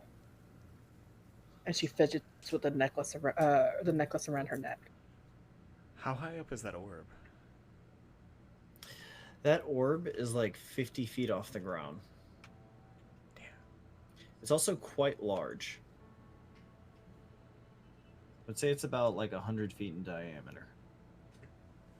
Hey, Victor. If I tie a rope around me, do you think you can throw me up there? I don't believe I could do that, Mr. Fantana. Buttercup sighs and she's like, I also have something else to tell the both of you now that we are in a more private location. That we're friends? She blushes at that. She's like, yeah, we're friends. Do you think you can throw me up there, Buttercup? And she looks up at him and then looks down at her. She's all like, you're, like, There's no are way. you? I don't think so, bro. Just checking. But she chuckles and she's like, look, the other day, you remember I was washing my hands in the pond, and apparently I gasped really loud, and Cecily asked if I was okay. Do either of you remember that? I believe so, yes. Sure. I was taken somewhere. I was taken to this great lake with a lot of fog all over the place, and I spoke to a rather large bird. When I mean large, I mean like it looked like a deity of some sort. Hey, Buttercup. Was this right after you touched those mushrooms in the cave? She shoves him lightly and stamps her feet. She's like, no, take me seriously, and starts whining for a second before she starts taking a couple of deep breaths to steady herself. I don't mean to be dismissive, but it's a pretty weird story, lady. She sighs and she's like, well, this bird spoke of the creatures of the deep, and that it wanted to eradicate them. And it's located in a mountain range. I think it was the south, and said that, well, offered a bargain. And that bargain was, that I or someone I know or the people around us go there to swear an oath to this bird to eradicate all the fish people, or bring something precious to someone and sacrifice a limb, and it will give us a cure for the sick. But after last night, I don't know what to do. We are not killing the fish people. I agree. I don't want to. Where is this bird? Towards the south. Let's go. Hey, bird. We're coming for you. Okay. Okay. Are you guys leaving right now? Buttercup puts a hand on Bruce's shoulder. She's like, first, before we leave, we need to make preparations. We gotta make sure Ashta is okay, and we gotta ensure that the townsfolk is safe. Who's Ashta? And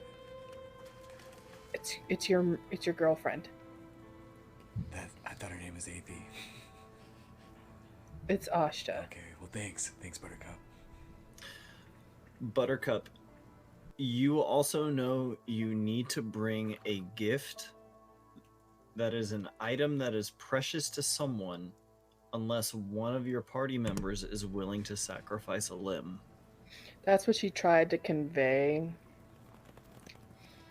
But I forgot all the things for a second until you popped up the image and I was trying not to read off the screen. Oh, it's okay. It's okay. It was there to remind you. Are you wanting to convey what you... So, are you okay with leaving now? So I guess that's really my question. Do you want to leave right now? Because Bruce is suggesting everyone just goes. Buttercup does not want to leave at this point in time. She's like, no, I don't want to leave just yet. I haven't made my decision for that. So Bruce But looks over. I am not destroying these people. Bruce looks over at Buttercup and he says, Why wouldn't we think that the bird is behind all of this? If that bird wants a limb, I'm gonna chop off its leg and put it on its fucking altar. Let's go. Well, you know, that's one way of handling it, but it's, you know, it's the size of, you know, that sphere that's floating above us, or, you know, actually bigger. Buttercup, you don't know how you know, but you know the way to this bird. You just know the path. She knows it, but she's not going to say it. She keeps that information to herself and turns and looks at Victor.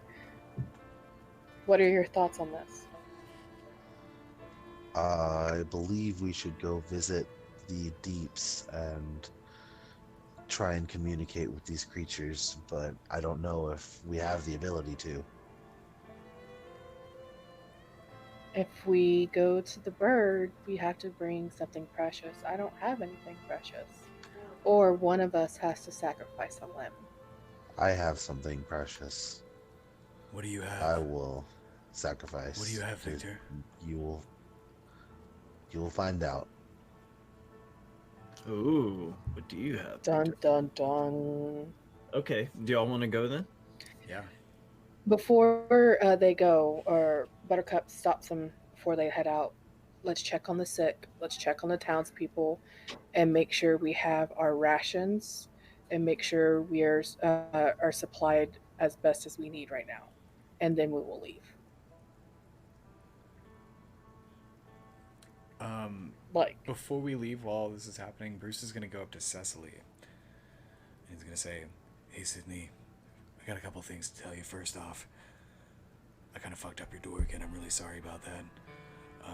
Also, there's somebody very important to me in your house, and will you promise me you'll just look after her?"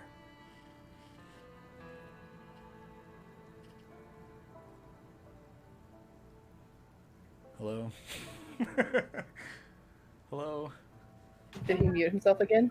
I'm sorry, I got tied up with something. Could you repeat that for me one more time? Bruce looks over at Cecily and he says, "Hey, Sydney, I got two things to say. First, sorry for fucking up your door. Second, I've got somebody really important to me in your house. Would you please look after her?"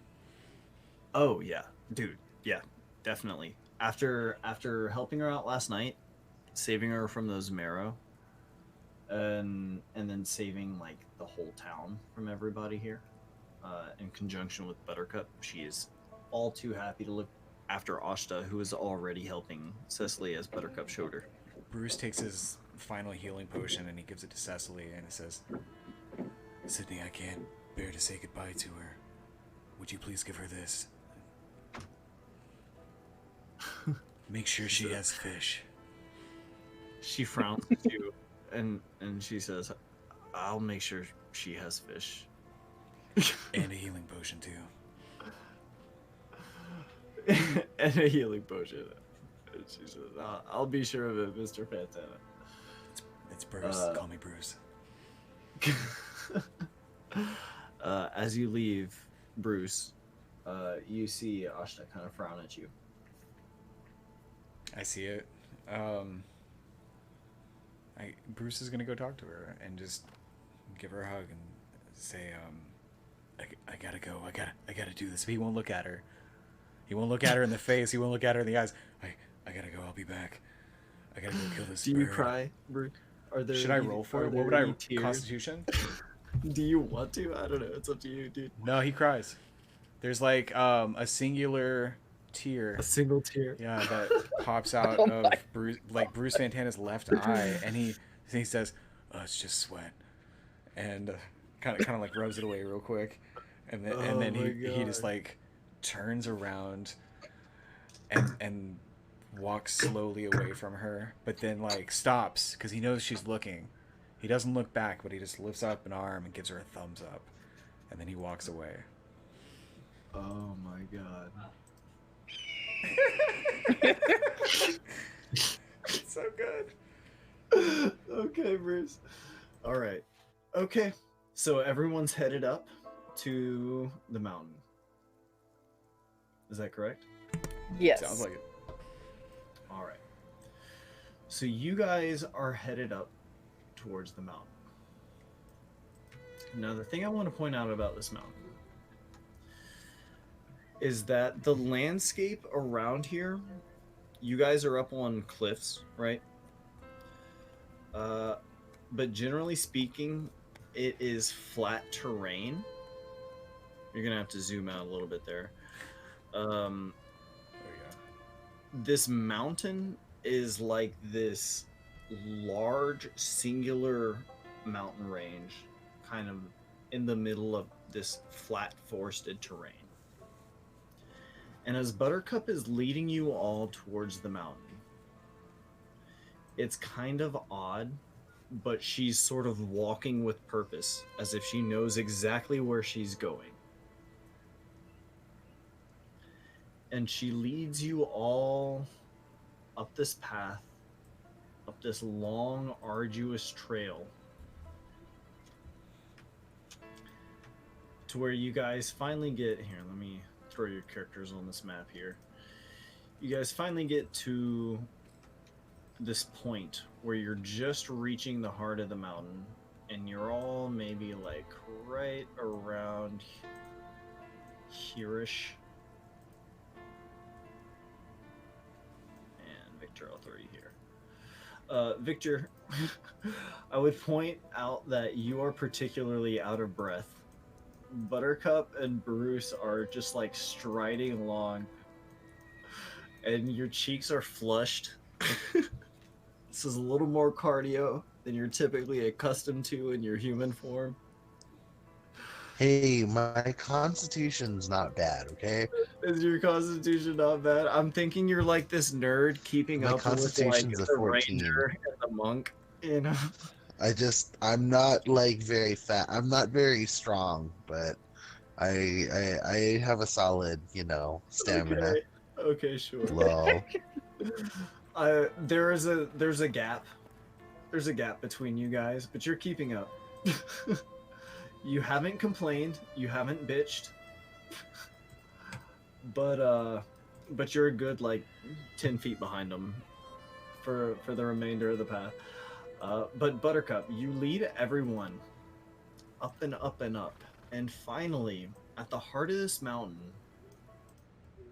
you guys reach the center sort of peak here.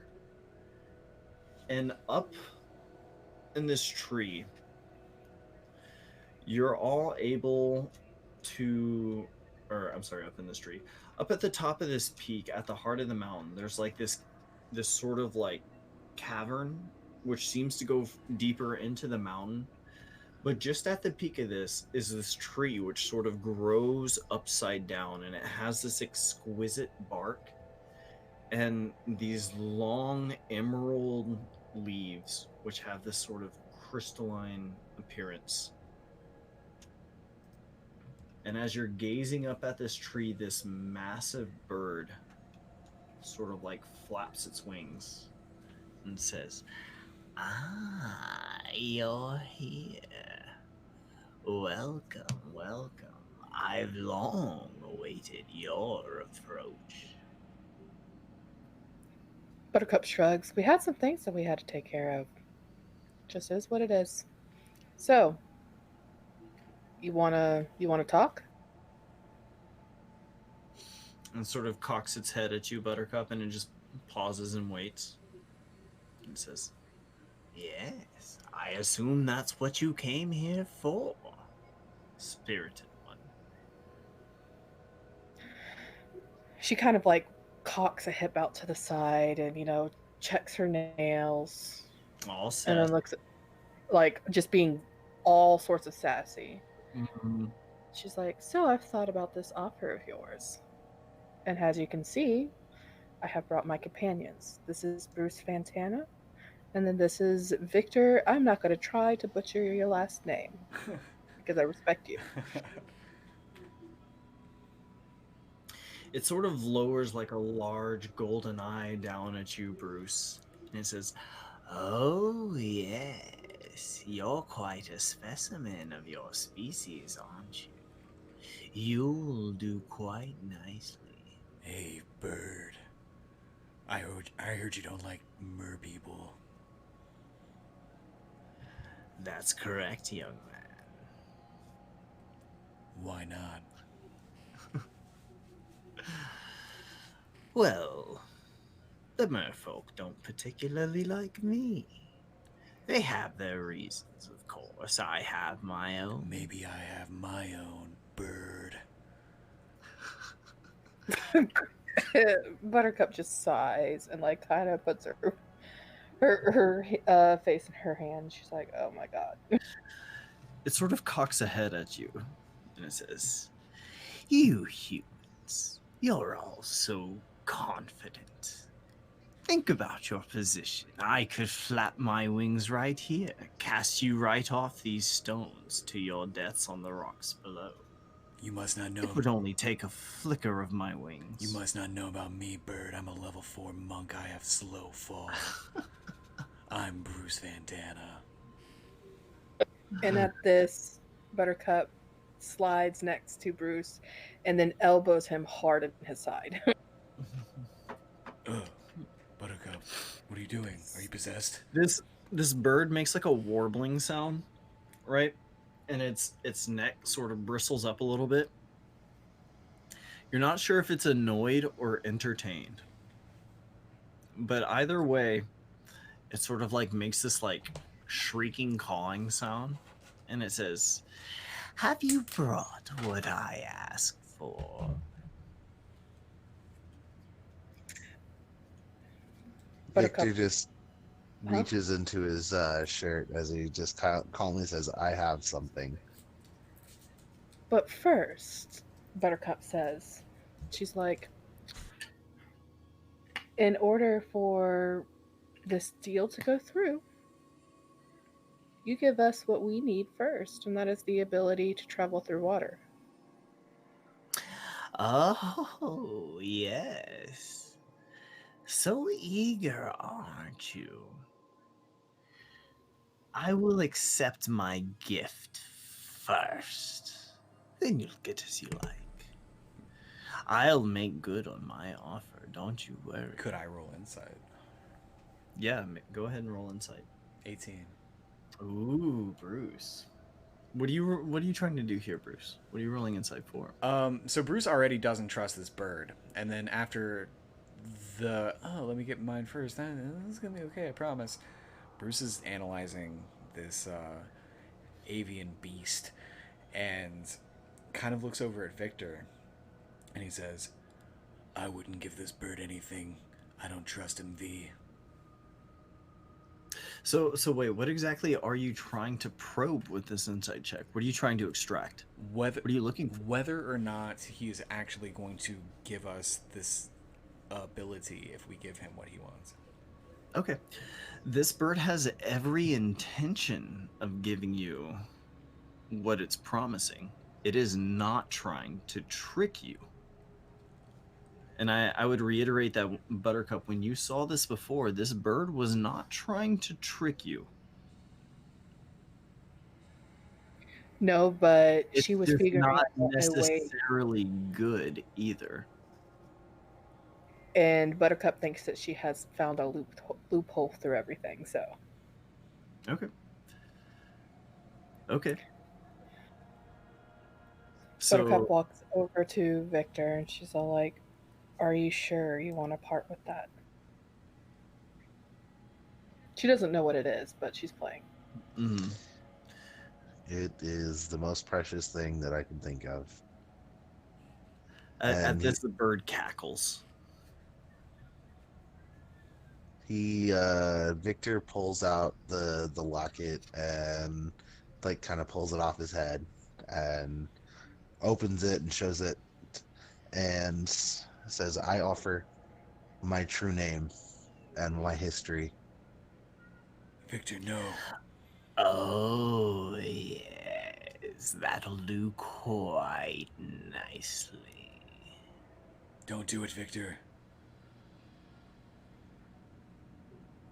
He kind of looks at the two and he shrugs a bit. He's like, "I have what I need to travel underwater. You do not." Victor, this sacrifice will provide for the group. Everyone will receive this if they so choose. Yeah. So it's not. I just want you to know, like, the sacrifice is not just for you. You're benefiting everyone. Yeah, I mean, it's mostly for the other two because I have developed the means to travel underwater. Oh, As that's we right. Yes, we yes. talked about that. That's right. You're right. I was blanking out there for a second. Go on. So, but yeah, I go ahead and make my offer. Okay.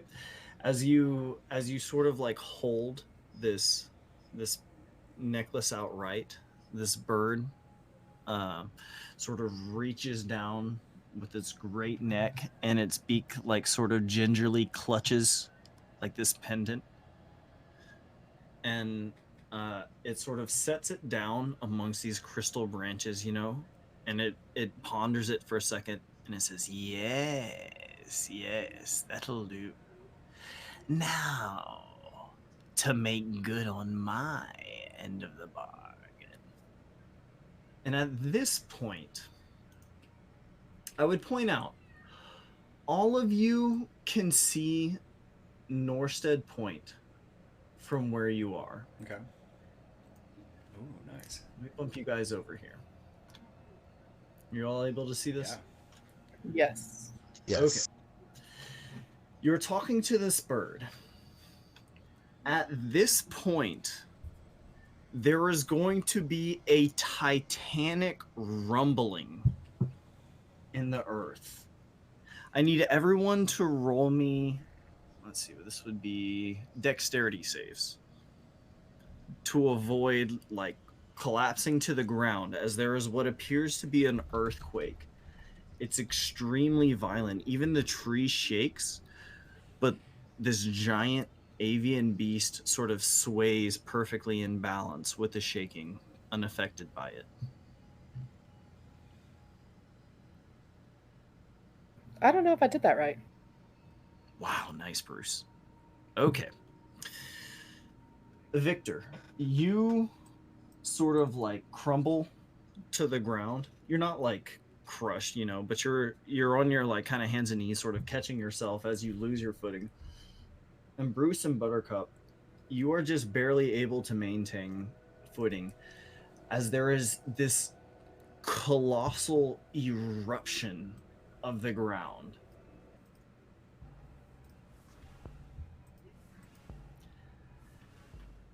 And out of the ground, in the distance,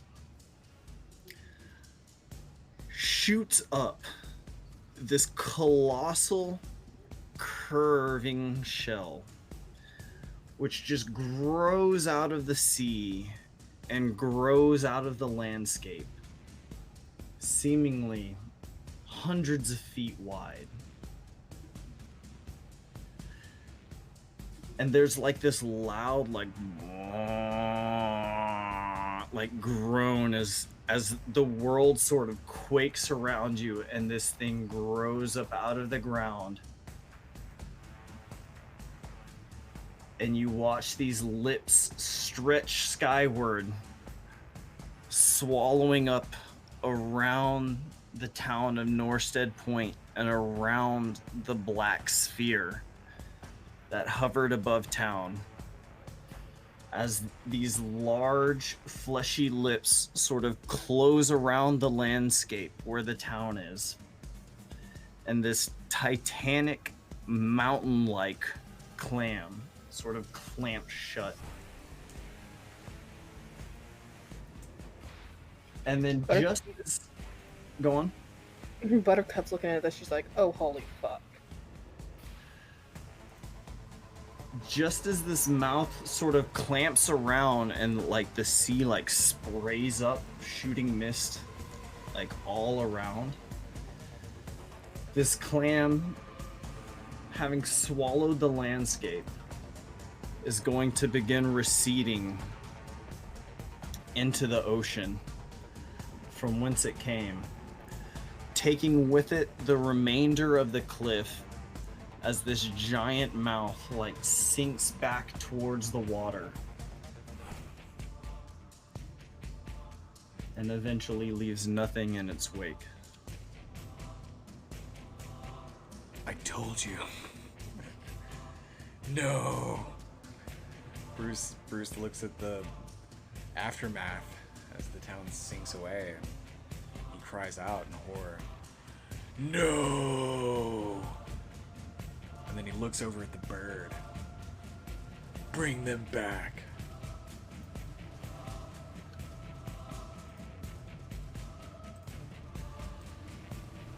All right. So looking back at the bird, you don't even need an insight check to see this.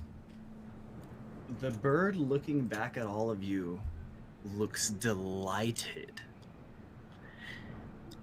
And it says, "Oh, I didn't realize the position I was in. Pity I didn't ask for more." Buttercup's antsy now, so she looks at him. She's like, "Well, tough titty, you're not asking for more. I'm getting anxious as fuck. Give us the ability to breathe underwater like you told us to." It's going to warble at this, once again sort of cackling in its own way. And at this, the creature once again spreads its wings wide. And you guys are going to feel the surge of magic within you as it sort of blesses all of you with a blessing of air and a blessing of wind. So all of you learn the gust cantrip.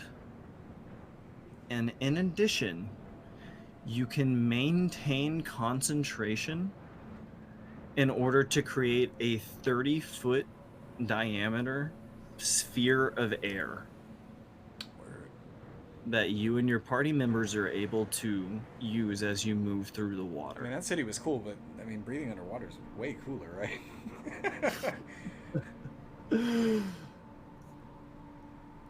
So alarmed, Norstead Point seems to be generally destroyed. You guys haven't gone back to check it out quite yet.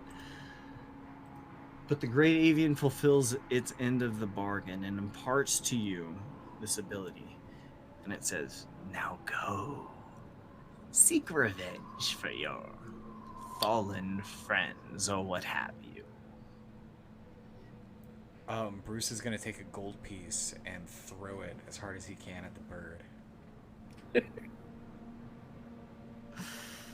Go ahead and roll martial arts for that. Just out of curiosity. 8. Wow. Okay. This bird, as this coin flies towards this bird, the coin is just going to freeze, like in midair, right? And the spirit says, "Oh, you will do nicely. What a delight!" And it seems utterly pleased, and it says, "You'll be fine. Go, go now. Do as you must." You either bring that city back right now or I'm jumping down this hole. And that's when Buttercup looks over at Bruce and is like, dude, look at him. He has feathers and hollow bones and an air animal. That was a giant fucking clam. I don't know. This bird in general is not. You don't even need an insight check to see this, Buttercup. It's not worried about you guys. It's you can't bother this bird. Oh no, she knows that, but she's It is just going to be patient with Bruce's bullshit because there's nothing Bruce can do to this bird. Yes. Not yet. It's confident now that it's in a powerful position to get done what it's trying to do.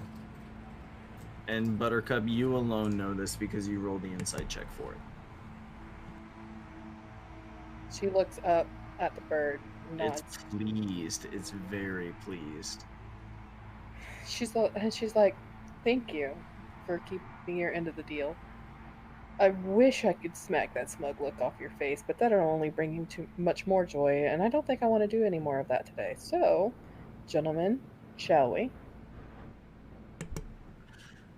The bird opens its beak ever so slightly, but it's enough to sort of like highlight the creeping smile up its face that it just sort of maintains and holds. Just this toothless open beak. And it just waits patiently for you guys to leave. I'm gonna turn briefly into Cesarthic and then just in deep speech yell at it, "We come back for you," and then he's gonna stalk off behind them. It takes note of this, Victor. And it says, "Well, I didn't think much of you. But here you are, surprising me." It says, "I suppose she knew what she was doing when she brought the pair of you. Very capable, your kind." Do you do this in front of the others? Have the others seen Cesarthic yet? Not like this close. Are Beyond you- last night. Others? What's that? Are you doing this in front of the others? Yeah. Okay. So I would point out to Bruce and Buttercup that this form is particularly monstrous looking. It is here. Let me show you.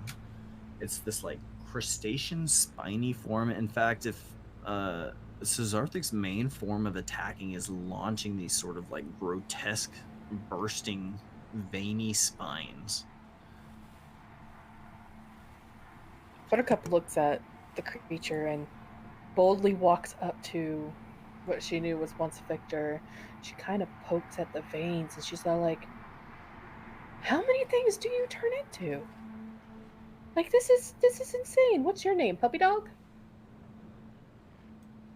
You got anything with wings? It just kind of ignores them and just stalks down the cliff, just eager to go down, eager to just get this done.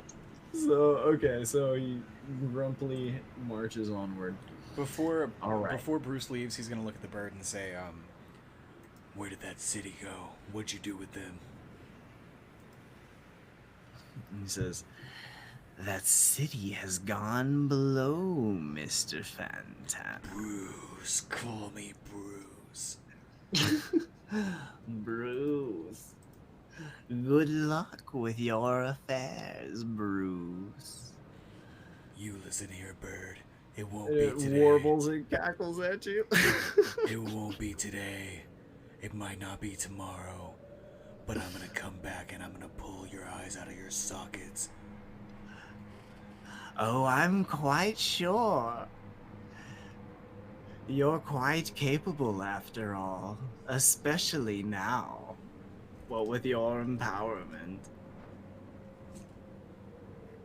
Bruce is gonna follow after Cesarthic. The bird warbles after all of you. So, as you all head back to Norstead Point, to the cliffside, you are greeted with a dreadful sight. The town as you know it is no longer here. In fact, where the cliff was, there's a massive hole where the clam seems to have burrowed itself downwards. But floating above this abyss on the edge of these cliffs is a very peculiar sight. Atop the water floats a glacier. And that glacier takes the form of Ashta. It is a giant, icy figure of this woman who is sort of defiantly pointing a finger towards the sky. And this icy glacier seems to be unharmed,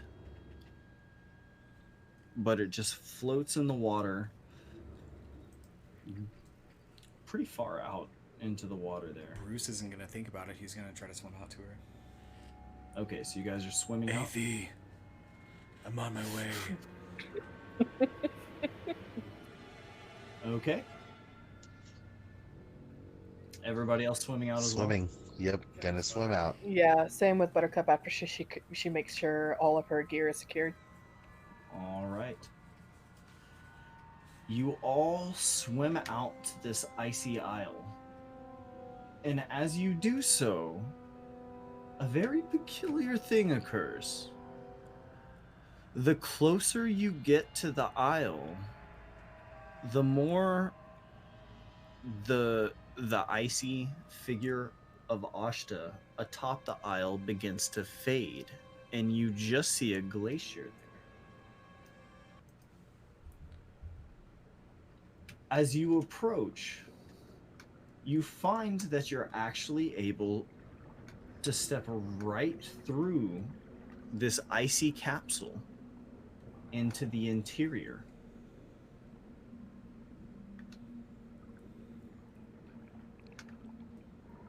And you find a couple of things.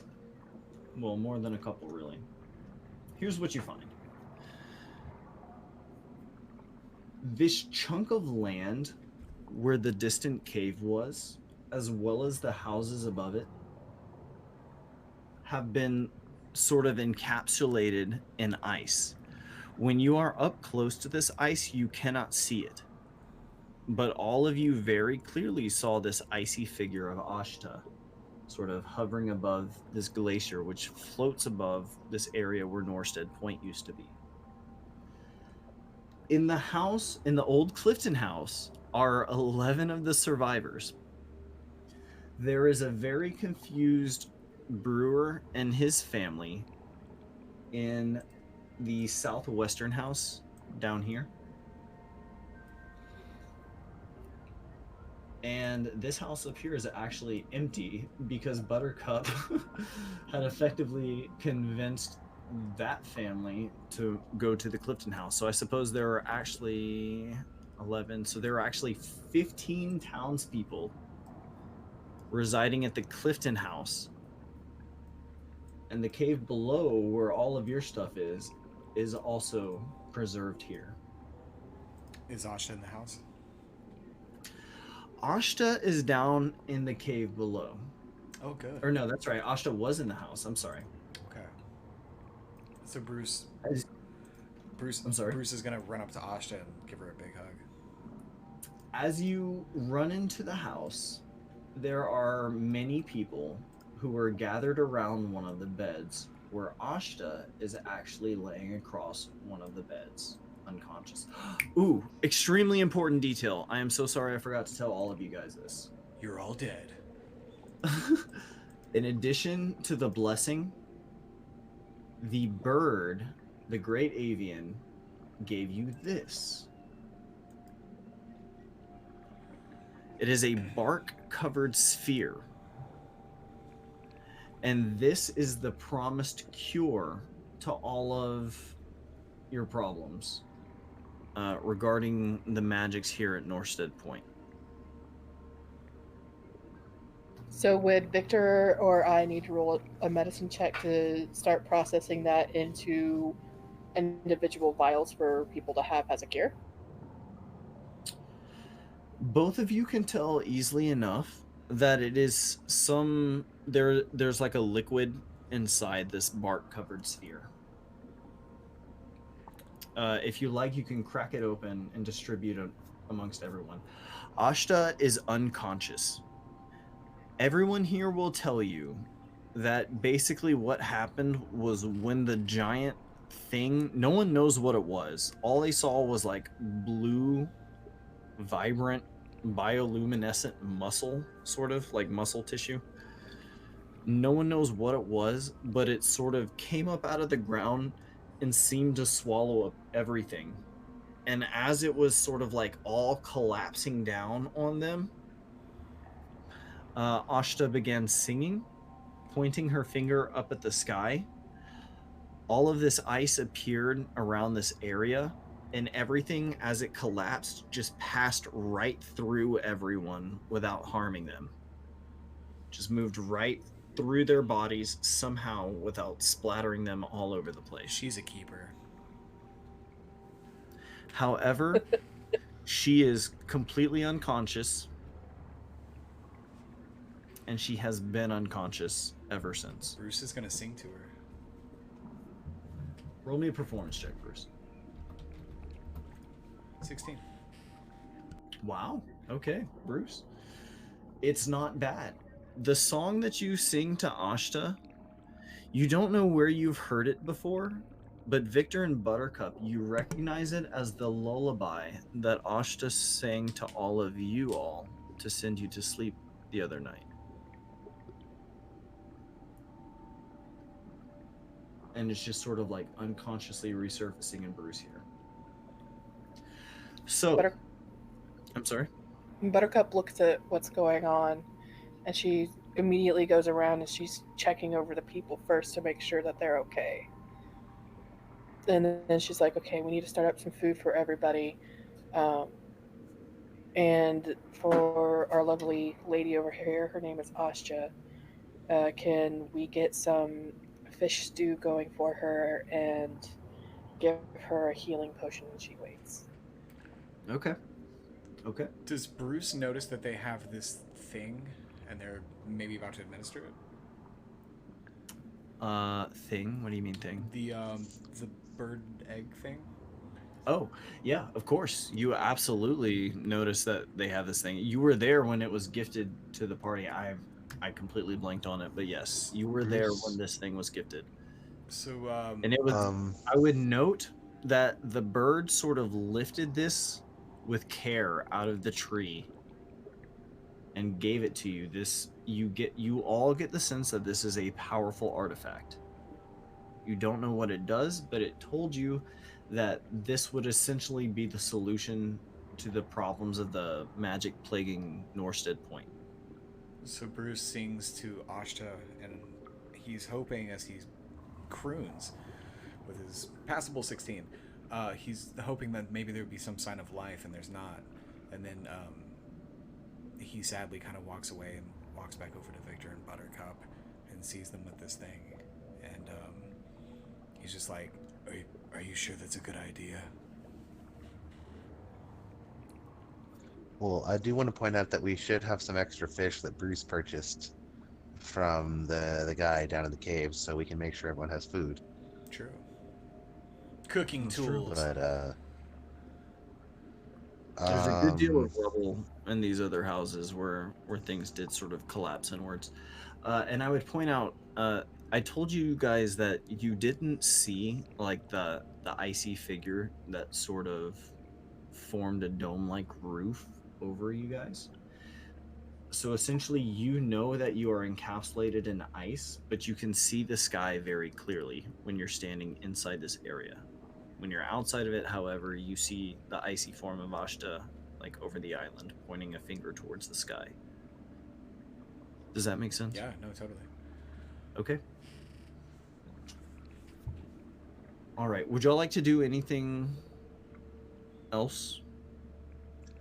I don't know. I feel like it's getting kind of late. True. Yeah, we're getting to a very good stopping point. You have not yet applied this relic that was given to you. However, you are in the sick house with 15 townsfolk. The rest of Norstead Point, as far as you can tell, seems to have been completely and utterly... Whoops, sorry, wrong map now. You aren't using this one anymore. Bump you over to updated Norstead. Dark. Okay, so this is your new situation. You have this area. Victor, you are still capable of creating things if your party needs them. However, you guys will have to venture into the wilderness if you're looking for certain raw materials now. If you can't scavenge it from some of the things around you. There's still the ship graveyard. There's Norstead Point. There's Finnegan's Bucket. There's the as of yet unexplored cave to the northwest down here, as well as just the wilds to the south. Not to mention the abyss beneath you. We'll go ahead and bring that to a close for tonight because this is a lot of information. Killer session, man. That was really cool. I had a ton of fun. Thank you very much. Yeah, Yeah, absolutely, guys. Pleasure having y'all. yeah. Thanks for hanging in, like, as long as y'all did. I think we're looking at, like, 243 right Yeah, y'all are troopers. Eddie saved my ass 3 times. Thank you, Eddie. No problem, you man. can punch him. You're right. I can punch him. Thanks. now. Yeah, amazing RP, everyone. Yeah, y'all. Very well y'all done. were fucking fantastic. It's so much fun playing with you guys. Thank you. You got everyone. It was really fun. I'm looking forward to tomorrow night, playing a little more D&D. Oh yeah, pirates. Pirates. I do not think I will be able to make tomorrow night. I really, really want to, but Amanda came in and was telling me earlier we're going to run into a bunch of scheduling trouble doing that. Oh, damn. You guys will have to do it without me as much as it pains me. Yeah. Okay, I'm sorry. I love it's you all. okay. It's okay. Or we could just make it a session of where we make sure that we have everything set up for the first game and just be like a little pre-run. Yeah. So that way you're still a part of it. Let me just play your session 0 however you like. My character is a shape-shifting person who appears as other people, but he will likely be around to get into trouble to help you guys sneak into wherever. You'll All right, figure so- it all out later, but just make me an NPC, make me a Loki NPC, and you'll basically have my character. So session 0 is basically you guys sailing into port from See, it would your be so last good. journey. Damn, all right. So you guys are basically on your way into port. So we'll start from there tomorrow. Yeah. Damn. That doesn't. All right. That doesn't Well, sound I'll- fun at all. I'll definitely listen. If y'all stream it, like I will listen, I'll see what's up, I'll take notes, I'll do my I'm part. down to stream it. Are you guys down to stream it? We don't have to if you don't want to, since it's session 0. I'm down. It's I'm down. like I said, it's going to be pretty straightforward. We're going to talk about how all the characters know each other, and then, like I said, I'm going to start you guys off maybe singing some sea shanties and sailing your way into Bilgewater. Cool. Okay. Question: does anyone have any questions about what happened tonight? Were there any scenes that weren't clear? Do you all know what It's happened? pretty clear. No, everything was pretty clear. Everything's pretty clear. Okay. A fucking mollusk just ate this whole town. Holy shit. Yeah. Okay, just so we're clear. Giant clam emerged out of the earth and swallowed this town. Yeah, I didn't want to slow us down, but Bruce is not happy with that bird. Yeah, no, that's, hey, be not happy with that bird. He's mad. That is A-okay. That bird is not a good person. Spoilers. Nah, well, we I already mean, know. Buttercup already established We that. already know. I will point Yeah. out that birds make terrible people. True. I almost said gargoyles. Those aren't birds. Like the cartoon gargoyles. They're not. They have wings. They're not birds. Like penguins, right? Is that a thing? Yeah. They have wings, right? They have wings. Are they birds? Are they technically? They don't count as wings, don't but I think they fly. are wings, right? Find out more at nerdjamtv.com. They're dead. All right, guys. Thank you so much for tuning in. We really appreciate it. Thank you, Hunter, for putting this together. Really cool story, great maps. Thank you so much, Eddie and Savannah. You can see us sometime tomorrow night. We'll be doing a session 0. I'll be drinking rum. I do that every night, but I'll be drinking more tomorrow. Pirates. Because you'll be extra piratey. Extra piratey. Get a pirate hat. Arr! Should we do pirate voices for the whole thing? Are you guys gonna do args? It's up to you. I I'm gonna cannot do I'm gonna that. do I am all not of that gifted. this. Arr. No, I got a voice in mind. All right. Well, thank you so much, guys. Really appreciate it. You all have a great night, and see you soon.